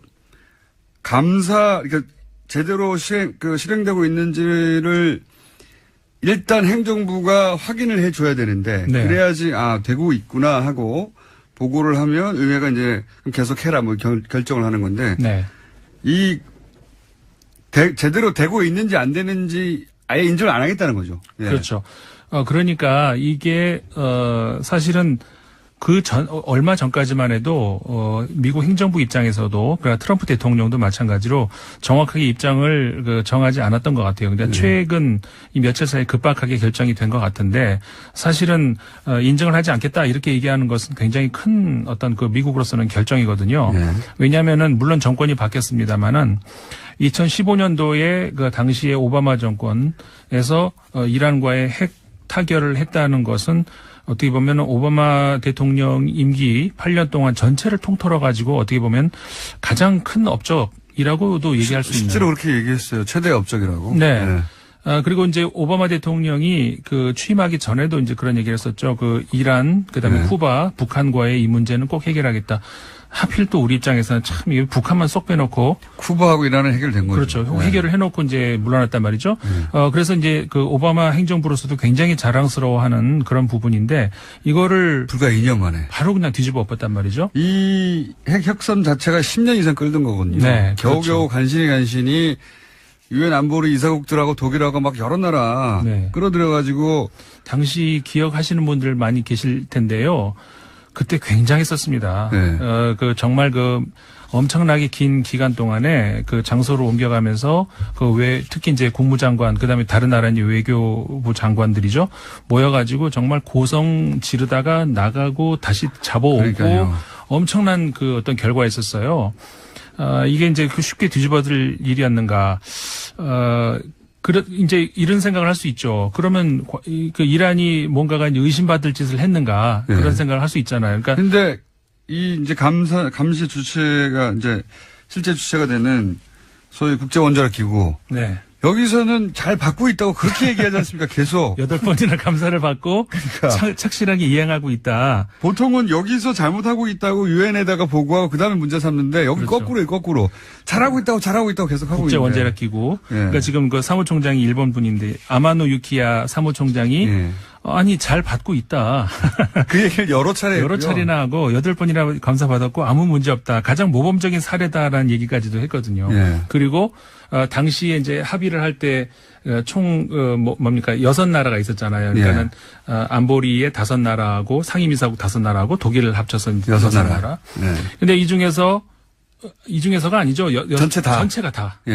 전체가 다 왜 이란 잘 지키고 있는데 미국 왜 그러냐고 그러니까 지금. 중국하고 러시아가 그렇다 치고 거기야 뭐 항상 반대하니까 했다 치고 그다음에 영국하고 프랑스하고 독일이 아니 잘 하고 있는데 왜 그러냐 할 정도로 바로 반박죠. 성명을 냈잖아요. 대통령 총리 정상들이 모여서 세 나라가 트럼프 대통령을 비난했어요. 이란은 잘하고 있어라고. 너만 잘하면 돼. 뭐 이런 것 같은데.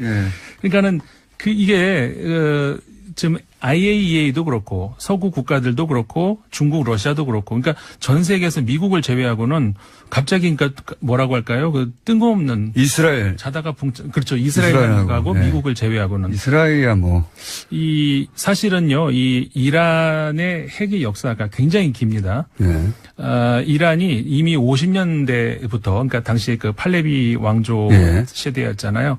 그때부터 이 핵 강국이었었어요. 근데 어떻게 해서 강국이냐? 사실 그때 미국 원조를 그때는 친미 국가였거든요. 전부 미국의 원조를 받아서 그 원자력 강국이었었다는 거죠. 그러면서 미국이 계속 지원을 해주고 그리고 그때 그러면서 얼마 안 있어서 그 원자력 기구도 이제 그때 만들어졌습니다만은 그 원자력을 통한 세계의 평화 뭐 이렇게 그 미국에서 이야기가 지금 생각해 보면은 좀 말도 안 되는 소리 같은데 그때는 그랬단 말이죠.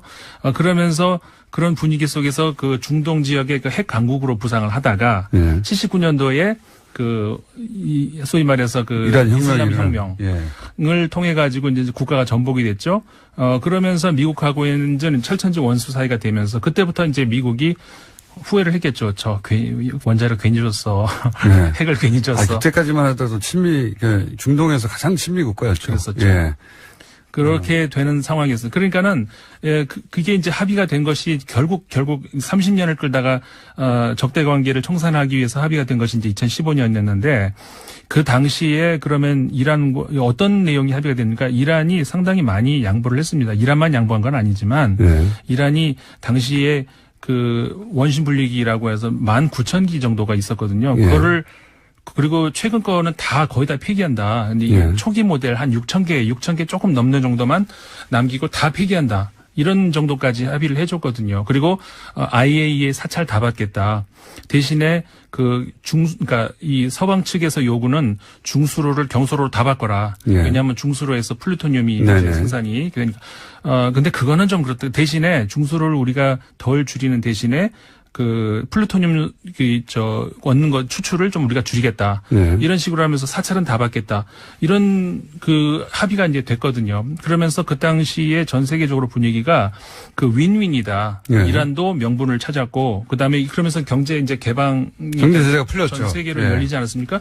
그러니까 그리고 미국도 얻을 거를 많이 얻었고 윈윈이다 이런 거였거든요. 아무리 생각을 해봐도 지금 트럼프가 무슨 근거며 무슨 그 어떤 전략 아니면 무슨 어떤 얻는 것이 있어서 이거를 파기를 이제 물론 파기는 아닙니다만은 불인증을 하겠다 했는가? 딱 하나 좀 생각할 수 있는 사우디에 것은 무기 팔려고 그런 거 아니야? 그러니까요. 딱 하나 생각할 수 있는 것은 결국 그겁니다. 방산업체에 대한 어떤 그쪽이 그 이유 말고는 다른 이유는 어떻게 생각을 해볼 수가 없어요. 며칠 전이었죠. 그 유네스코 탈퇴하겠다 그 발표도 사실은 정말 자다가 뜬금없는 어떤 그런 발표였는데. 공청인데. 그 여러 가지로. 사우디에다가 무기 엄청 팔고 있거든요, 지금. 네. 맞습니다. 그거 아니면 도대체 이게 말이 되느냐. 심지어는 이란의 대통령은 미국이 파기해도 우리는 IAEA를 준수하겠다고 하고 있어요. 그렇죠. 그러니까 이란을 악의 축처럼 바라보고 이란을 워낙 우리가 중동 국가에 대한 이해도가 떨어지고 또 미국적 관점에서 세상을 보다 보니까 이란이 무슨 악의 축 같은데 지금 이 두 협상만 놓고 보자면 미국이 말도 안 되는 깡패짓을 하는 거예요, 지금. 깡패 얘기까지 나왔는데 결국 미국 언론에서 이제는 물론 이 13일 이전이었습니다만은 언론이 점점 진짜 탄핵 이야기를 하기 시작합니다.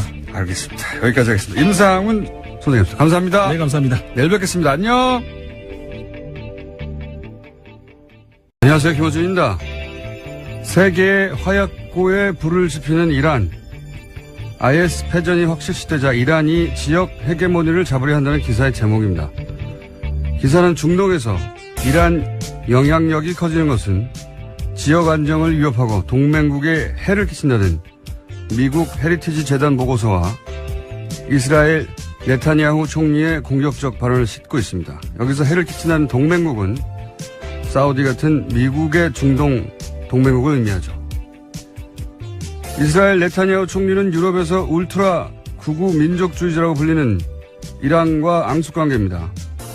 이런 극우와 보조를 맞추며 중동 화약고에 불을 지피고 있는 건 오히려 트럼프 대통령이죠.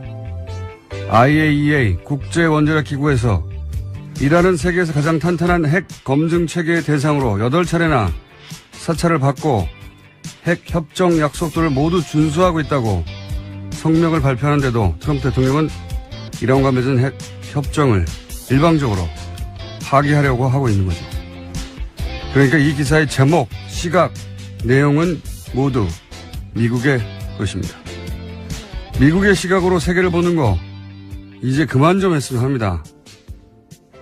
그나저나 다스는 누구 겁니까? 김호준 생각이었습니다.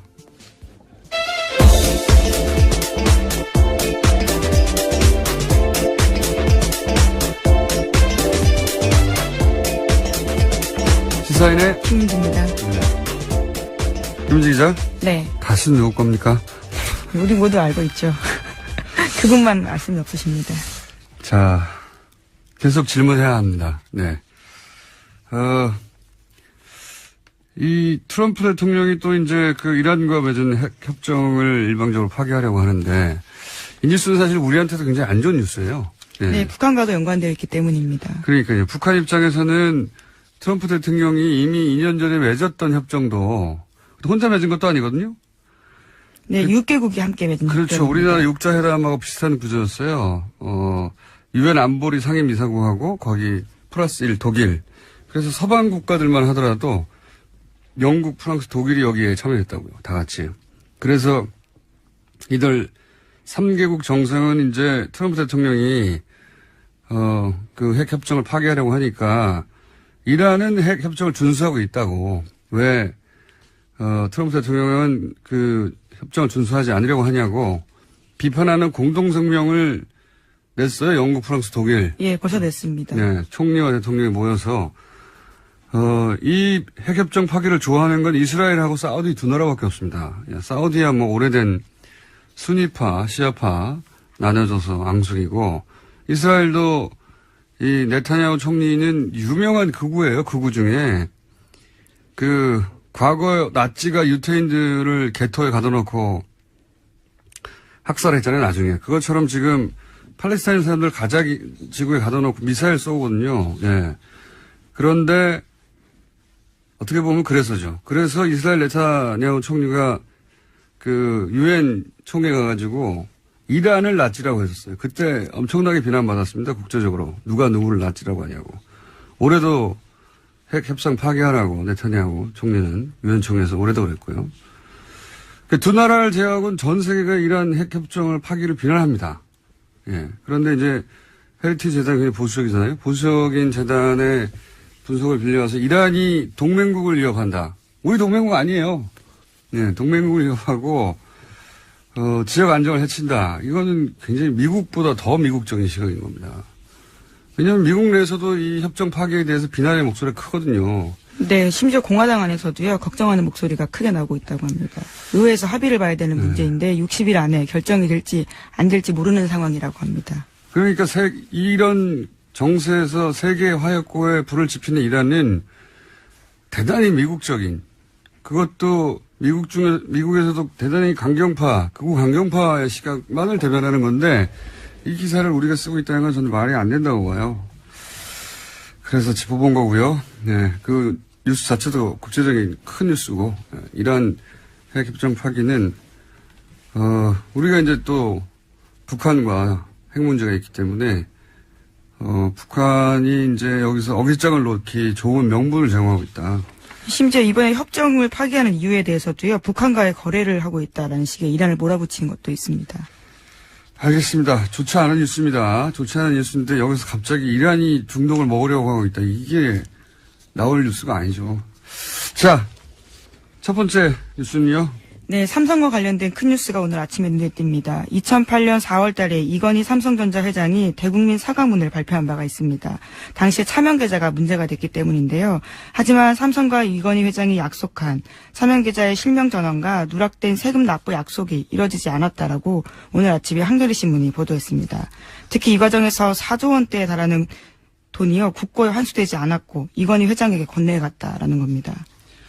굉장히 큰 뉴스인데요. 한겨레만 사실상 단독으로 실었던데, 이게 이런 거예요. 크게 문제가 됐어. 2008년에, 그죠? 뭐, 그림도 튀어나오고, 차명계좌 튀어나와가지고 막 조단위 4조 이상의 돈이 차명으로 숨겨져 있었다는 거 아닙니까? 근데 이제 그때 다 이제 실명 전환을 하고 문제 해결된 줄 알았더니 알고 봤더니 그게 아니고, 차명계좌가 있는데 그 차명을 원래 금융실명제법에 따르면은 이제 벌금을 내고 과징금을 내고. 과징금과 세금을 한꺼번에 내야 됩니다. 왜냐면은 그 실명 전환이 93년에 됐어요. 1993년에 돼서 그때 이후로는 만약에 실명 전환을 나중에 하게 되면 들켜서 그 사이에 이자나 배당. 네. 김재정 씨가 돌아가셨을 때 청와대에서 난리 나서 빨리 가져와 봐라. 내 재산이 얼마나 있느냐 이렇게 물어본 거예요. 근데 이것도 있었어? 이런 거였습니다. 어쨌든 회사 이름이 굉장히 많이 등장하는데 일요신문의 특종도 회사 이름이 굉장히 많이 등장하는데 BBK도 엄청 많이 등장하죠. 그중에서 이제 핵심만 요약하면 이 시영 씨가 세운 회사가 하나 있다. 그 회사가 다스로부터 전량 하청을 받는다. 그런데 이 회사는 1억짜리 자본금인데 또 다른 다스의 협력업체, 훨씬 등치가 40배가 큰 회사를 해버렸다. 훨씬 작은 회사가 그 돈을 어디서 났을까? 뭐 이런. 그런데 이게 이제 대기업들이 경영권 승계할 때 하는 방식이다. 예. 재벌들이 협력업체에다 일감을 몰아준 다음에 그 회사가 사실상 알짜가 회사가 되는 거죠. 지배력을 가지고. 두 번째 이제 예는 뭐냐면 지금 얘기한 이 SM이라는 회사하고 같은 주소지에 있는 회사입니다. 예. 같은 주소지에 있는 회사. 이게 또 특징이죠. 이명박 전 대통령과 관련된 사건들의 특징이 이겁니다. BBK도 다 같은 데 있었거든요. LK니 뭐 이런 회사들이 다 같은 건물에 같은 사무실 쓰고 같은 계좌에서 나온 돈으로 이제 용품 구입하고 같은 경리를 쓰고. 눈 가리고 아웅 작전이라고. 네. 고급 작전인데 어쨌든 같은 회사, 같은 주소지에 SB 글로벌 로지스라는 회사가 있습니다. 이 회사의 특이점이 뭐냐면 이 회사의 매출은 뭐 50억, 한 70억 정도 되는데 자산이. 근데 이 회사가 갑자기 1,485억을 작년에 다수로 지급을 합니다. 이 회사의 자산 규모를 볼 때 그 이전에도 없었고 왜냐하면 2013년, 2015년 이 회사의 매출액이 5천만 원대예요. 5천만 원대인데 1,450억 원. 예, 1,485억 원. 85억을 작년에 갑자기 다수로 입금하는 희한한 일이 벌어집니다. 이거는 어떤 의미가 있습니까? 그 매출을 일부러 일으키는 경우가 있거든요. 그런 경우는 보통 주식회사에서 상장돼 있는 경우에 실제로 매출이 없는데 매출을 부풀려서 그렇죠. 마치 이 회사가 영업이 잘 되는 것처럼 해서 주가를 올릴 때 하는 건데 이거는 지금 상장회사는 아니거든요. 그러니까요. 그런 경우에는 이제 매출을 실제로 그렇게 지금 갑자기 그렇게 늘어날 수가 없잖아요. 그렇죠. 공장이라면 뭐 그 라인도 있을 테고 생산 라인이 따로 있을 텐데 갑자기 늘어났다는 이야기는 자금을 이전하기 위한 경우가 생길 수가 있습니다. 자금을 이전하기 위한 경우다. 네. 갑자기 돈이 이쪽에서 필요한 경우에 매출을 일으켜서 실질적인 매출은 안 일어났는데 자금을 옮기기 위해서 매출이 일어난 것처럼 했을 가능성이 충분히 있죠. 이게 진짜 이상한 것은 SB 글로벌 로지스라는 회사는 다스에 납품하는 회사예요. 그러면 물건은 여기서 다스로 가고 돈은 다스에서 일로 가야 되는 거예요. 거꾸로가 되죠. 예. 그런데 기록상으로는 이 조그만 납품업체가 1,485억을 다스에 입금을 하는 겁니다. 이런 일이 있을 수가 있습니까? 게다가 그 회사는 말씀드렸다시피 매출이 2013년, 2015년이 5천만 원, 6천만 원대예요. 이런 일이 있을 수 있어요. 이명박 주변 회사에서는 다 이래요. 그런데 2013년, 2015년에는 5천만 원, 6천만 원대 매출이었는데 2016년 다음에 갑자기 1,485억을 거꾸로 다스에 입금하는 겁니다. 놀라운 일이죠. 예. 다스의 하청회사지만 이것도 하나 주목해 봐야 되는데 다스는 현대차하고는 뗄래야 뗄 수 없는 관계입니다. 그리고 다스 매출이 폭발적으로 증가한 게 이명박 대통령이 시장이 됐거나 대통령이 됐을 때인데 두 번의 점프가 있는 거죠. 네, 점프가 있는데 그때도 어떤 경우가 있냐면요. 정몽구 회장이 갑자기 특별 사면을 받아요. 근데 그분은 대법원에 법원에 잉크가 마르기도 전에 30 며칠, 40 며칠 안에 그냥 특별 사면을 받고 그러는데 그 이후에 말랐겠죠, 30일이면. 네. 그 이후에 갑자기 이렇게 회사가 생기거나 자회사가 생기거나 아니면 돈 거래가 있거나 그렇습니다. 이게 다스 현대차의 고리도 이렇게 눈여겨 보시면 기자분들이 굉장히 큰 기사를 발견할 수 있습니다. 답답해 죽겠네. 이 SB 글로벌 로지스라는 회사는 특이한 점이 자산이 대부분 현금이에요. 그렇습니다. 대부분 현금인데 이 경우에는 이제 회사를 청산하거나 없애버리기가 쉽죠. 그렇습니다. 예, 문제가 되면 싹 없애버리는 거죠. 예. 그런데 이제 이건 2개 정도의 회사를 일요신문이 이제 추적한 것이고 80여 개가 있다고 하니 추적해보면 많은 게 나올 것 같습니다. 네. 굉장히 쉽습니다. 다 쓰면 누구 겁니까? 중간중간에 한 번씩 물어주고요. 게다가 또 BBK 투자자들이 드디어 고소고발을 했습니다. 네. 직권남용인데요. 그러니까 청와대가 사기업의 돈을 받아주기 위해서요.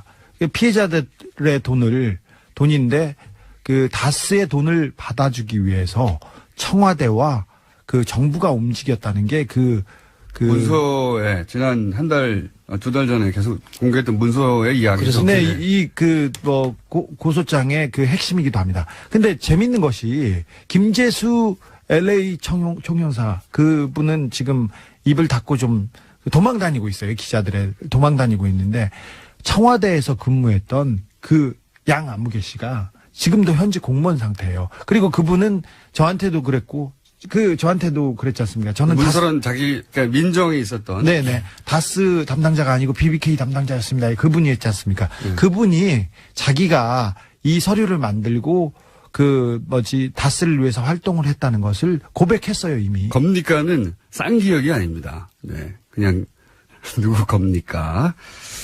다스는 누구 겁니까? 오랫동안 질문해 왔는데, 예. 실제 이제, 조사도 있겠죠? 네, 수사팀에서 지금 뉴스공장 몰아듣기하고 몰아듣기 시사인 지금 계속 읽고 있습니다. 자, 몰아듣기. 예. 왜냐하면 실제 다스 관련 뉴스들이 굉장히 많이 나오고 있으니까. 예. 자, 우리가 시작한 지 거의 2달이 다 돼가는 주중이죠. 그 사이에 또 초기에 공개했던 문서 이외에 취재한 거 없나요? 네. 취재한 거 많습니다. 그 중에 다는 얘기하지 말고, 예. 일부만 얘기하자면. 지금 다스에서 이시영 씨의 차명 회사가 하나 나왔지 않습니까? 그렇죠. 1호 신문에 의해서. 네. 다스의 계열사가 80개 정도 됩니다. 그리고 계열사가 80개. 네. 그리고 협력업체 네, 주요 협력업체가 10여 개 있는데 그거 대부분 알짜 회사는 다 이시영 겁니다. 그러니 동료 기자들의 추격 보도 부탁드리겠습니다. 이시영 씨가 이 다스의 협력업체들 중에 중국의 협력업체 네 곳은 협력업체가 아니죠. 중국의 자회사 네 곳은 이미 대표가 돼 있고 그거 외에 국내 협력업체가 80여 개가 되는데 그중에 이제 매출을 제대로 내는 아주 알짜 회사들은 사실상 이시영 씨가 지배하는 것으로 추정된다. 이런 거죠? 네. 그리고 또 하나 각하는 땅을 사랑하셨어요. 그래서 다스 공장 주변에 있는 땅 그리고 경주 포항 고속도로 주변에 있는 땅 그리고 금강휴게소 경부고속도로 금강휴게소 주변의 땅 이 부분에 알짜배기 땅들 이명박 주변에 알짜배기 땅들이 숨어 있습니다. 더더욱 재밌는 것은 다스 소유 그리고 이명박 친인척 소유 중에 땅이 용도 변경돼가지고 갑자기 임야가 상업지구로 바뀐다던가 도로가 난다던가 다스 주변 그러니까 그 경주 다스 공장 주변에 이런 일이 많이 있습니다. 이거에 대한 보도도 부탁드리겠습니다. 네. 제가 혼자 다 하면 재미없잖아. 재미도 없지만 다 할 수도 없어요. 예. 하여튼 여기서 핵심은 이제 국내 협력업체들을 잘 봐야 된다, 다스. 예. 그리고 그 주변 땅도 같이 보면 좋다. 이런 이야기고요. 실제 일요신문이 이제 보도를 했죠. 일요신문 지금 얘기한 것과 연장선상의 맥락에서 두 개 회사를 지목해서 의심스럽다라고 저희가 브리핑에서도 잠깐 다뤘는데, SM이라는 회사가 있는데 여기는 이제 이시영 씨, 이명박 전 대통령 아들 이시영 씨가 직접 회사를 설립한 곳이고, 그런데 이 회사는 다스로부터 대부분의 물량을 하청받는 곳이고, 현대차가 다스한테 물량을 주면 다스가 고스란히 SM에 주는 거죠. 그렇습니다. 예. 그러니까 먹고 살 걱정이 없는 거죠. 그런데 이 SM은 자본금이 1억에 불과한데, 알고 봤더니 다른 다스 협력업체 400억대 자산, 몇십 배 큰 회사를 인수했더라. 보통 거꾸로인데. 요 뉴스가 하나 나왔죠? 예. 예, 그 한 40배 정도 되는 회사를 먹은 거죠. 자산 규모로 봤을 때. 그러면 이시영 씨, 이명박 전 대통령의 이제 자녀인데 그분이, 40배 정도 되는 자산을 가져가지고 그 다스 물량을 다 그쪽에서 받는 것입니다. 그렇죠. 그럼 이제 소위 말하는 일감 몰아주기가 되는 것이죠. 그렇죠. 다스가 그러니까 다스는 안정적으로 현대자동차로부터 물량을 받아서 매출이 뭐 조 단위가 나고 있으니까요. 그 물량을 받은 다음에 하청업체에 고스란히 넘겨주는 거죠. 그렇죠. 예. 그 재벌들이 이제 제 2세 승계를 할 경우에 그 일감 몰아주기를 통해서 일단 종잣돈을 만든 다음에 뭐 상장을 해서 상장 차익을 남긴다든지 해서 그 자금으로 또 다른 주식을 취득하고 해서 승계하는 그런 구조로 지금 가고 있는 것이고요. 아, 그러니까 구조가 다스의 지분이 하나도 없잖아요. 예. 이시영 씨가. 표면적으로는.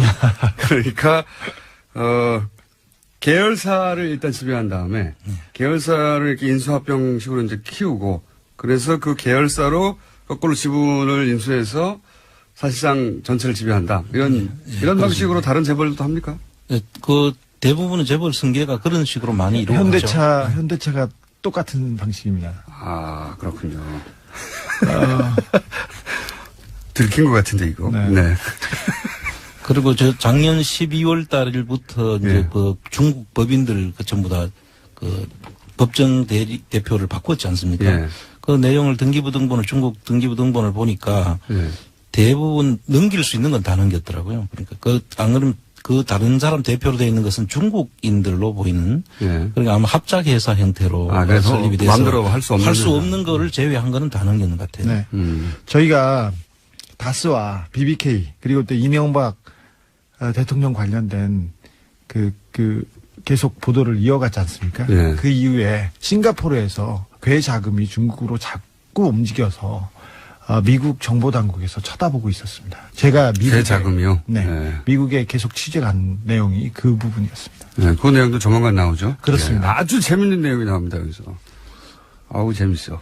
네. 그리고 그 일요신문에서 보도된 내용 중에 두 번째가 있죠, 두 번째. 예. 제가 그걸 잠깐 요약하자면, 이제 지금 얘기한 이제 그 SM이라는 회사, 이 회사가 너무 많이 나와요. 근데 제가 추린 건데도 이렇게 다른 회사 이름도 많이 나오지만, 오늘은 이제 두 개. 이게 이명박 집안의 특징입니다.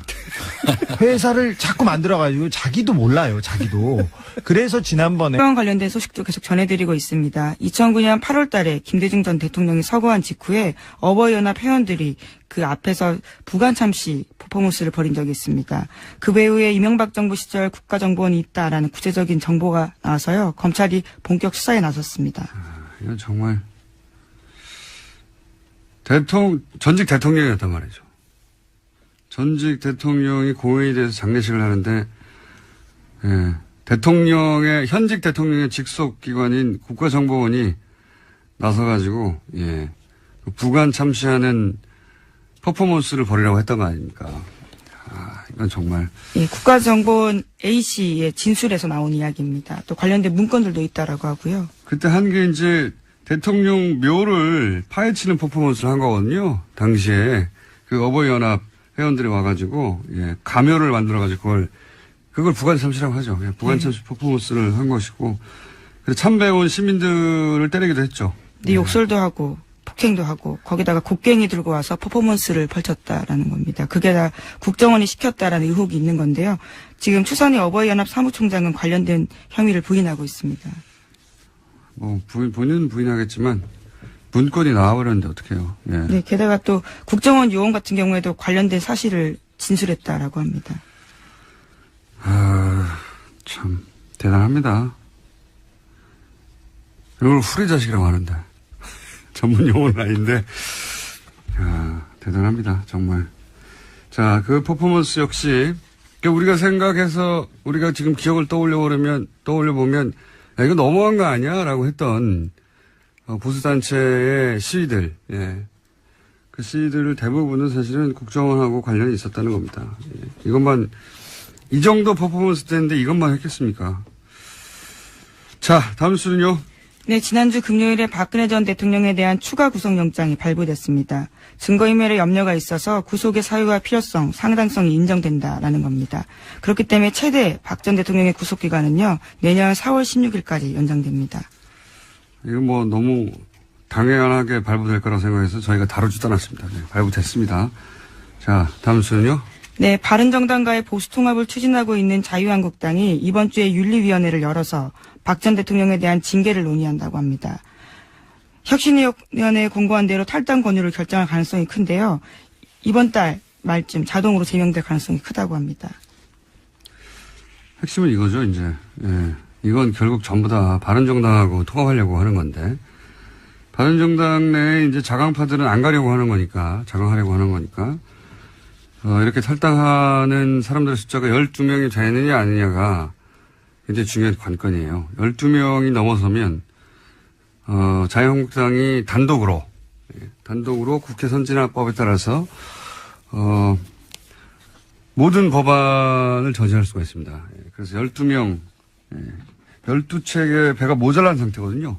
12명이 되느냐 안 되느냐가 관전 포인트 중에 하나고, 사실상 개별 탈당이든 혹은 뭐 집단 탈당이든은 지금 분위기는 거의 정해진 것 같고요. 숫자가 그리고 시기가 문제겠죠. 네, 오늘 통합파 의원들은 최고위원회여서 통합추진위원회 구성 문제를 안건으로 올릴 계획이라고 합니다. 자, 이렇게 되면 이제 남은 사람들도 살 길을 찾아야 되잖아요. 바른정당 자강파가. 그러면 이제 국민의당과 국민의당의 안철수계라고 구분할 수 있는 국민의당의 세력과 예전부터 이 얘기가 나왔으니까요. 예. 아마 합치거나 뭐 여러 가지 형태의 연대체를 만들려고 하겠죠. 예. 네, 그래서 공동교섭단체를 꾸리는 방안을 양당 일부 관계자들이 논의하고 있다고 오늘 아침 조선일보가 보도했는데요. 예. 내년 지방선거 전 당대당 통합까지 염두에 두고 1단계 작업을 검토하고 있다고 합니다. 그러니까 이제 자유한국당은 바른정당의 통합파를 끌고 가고, 그리고 자강파는 국민의당 안철수계와 연대를 모색하고, 이렇게 되면은 국민의당의 비안철수계 의원들도 숫자가 상당하거든요. 예, 30명, 뭐 20명에서 30명 사이 될 텐데, 그분들이 또 집단으로 별도의 행동을 모색할 가능성도 있고, 이렇게 도미노 정계 개편 시작된 걸로 봐야 하지 않겠는가. 네. 국민의당도 지금 체제를 계속 가느냐 아니냐의 갈림길에 바른정당보다는 뒤에 벌어질 일이긴 하지만 벌어지겠네요. 네. 이건 저희가 박지원 대표에게 물어봐야겠습니다. 그쪽 사정은 어떻게 되는지. 자, 오늘 여기까지 할까요? 네. 예. 오늘은 잠시 후에 또 2명이 한꺼번에 나오기 때문에 주진우 기자하고 안원구 청장. 오늘 여기까지 하겠습니다. 시사인의 김은지였습니다. 감사합니다.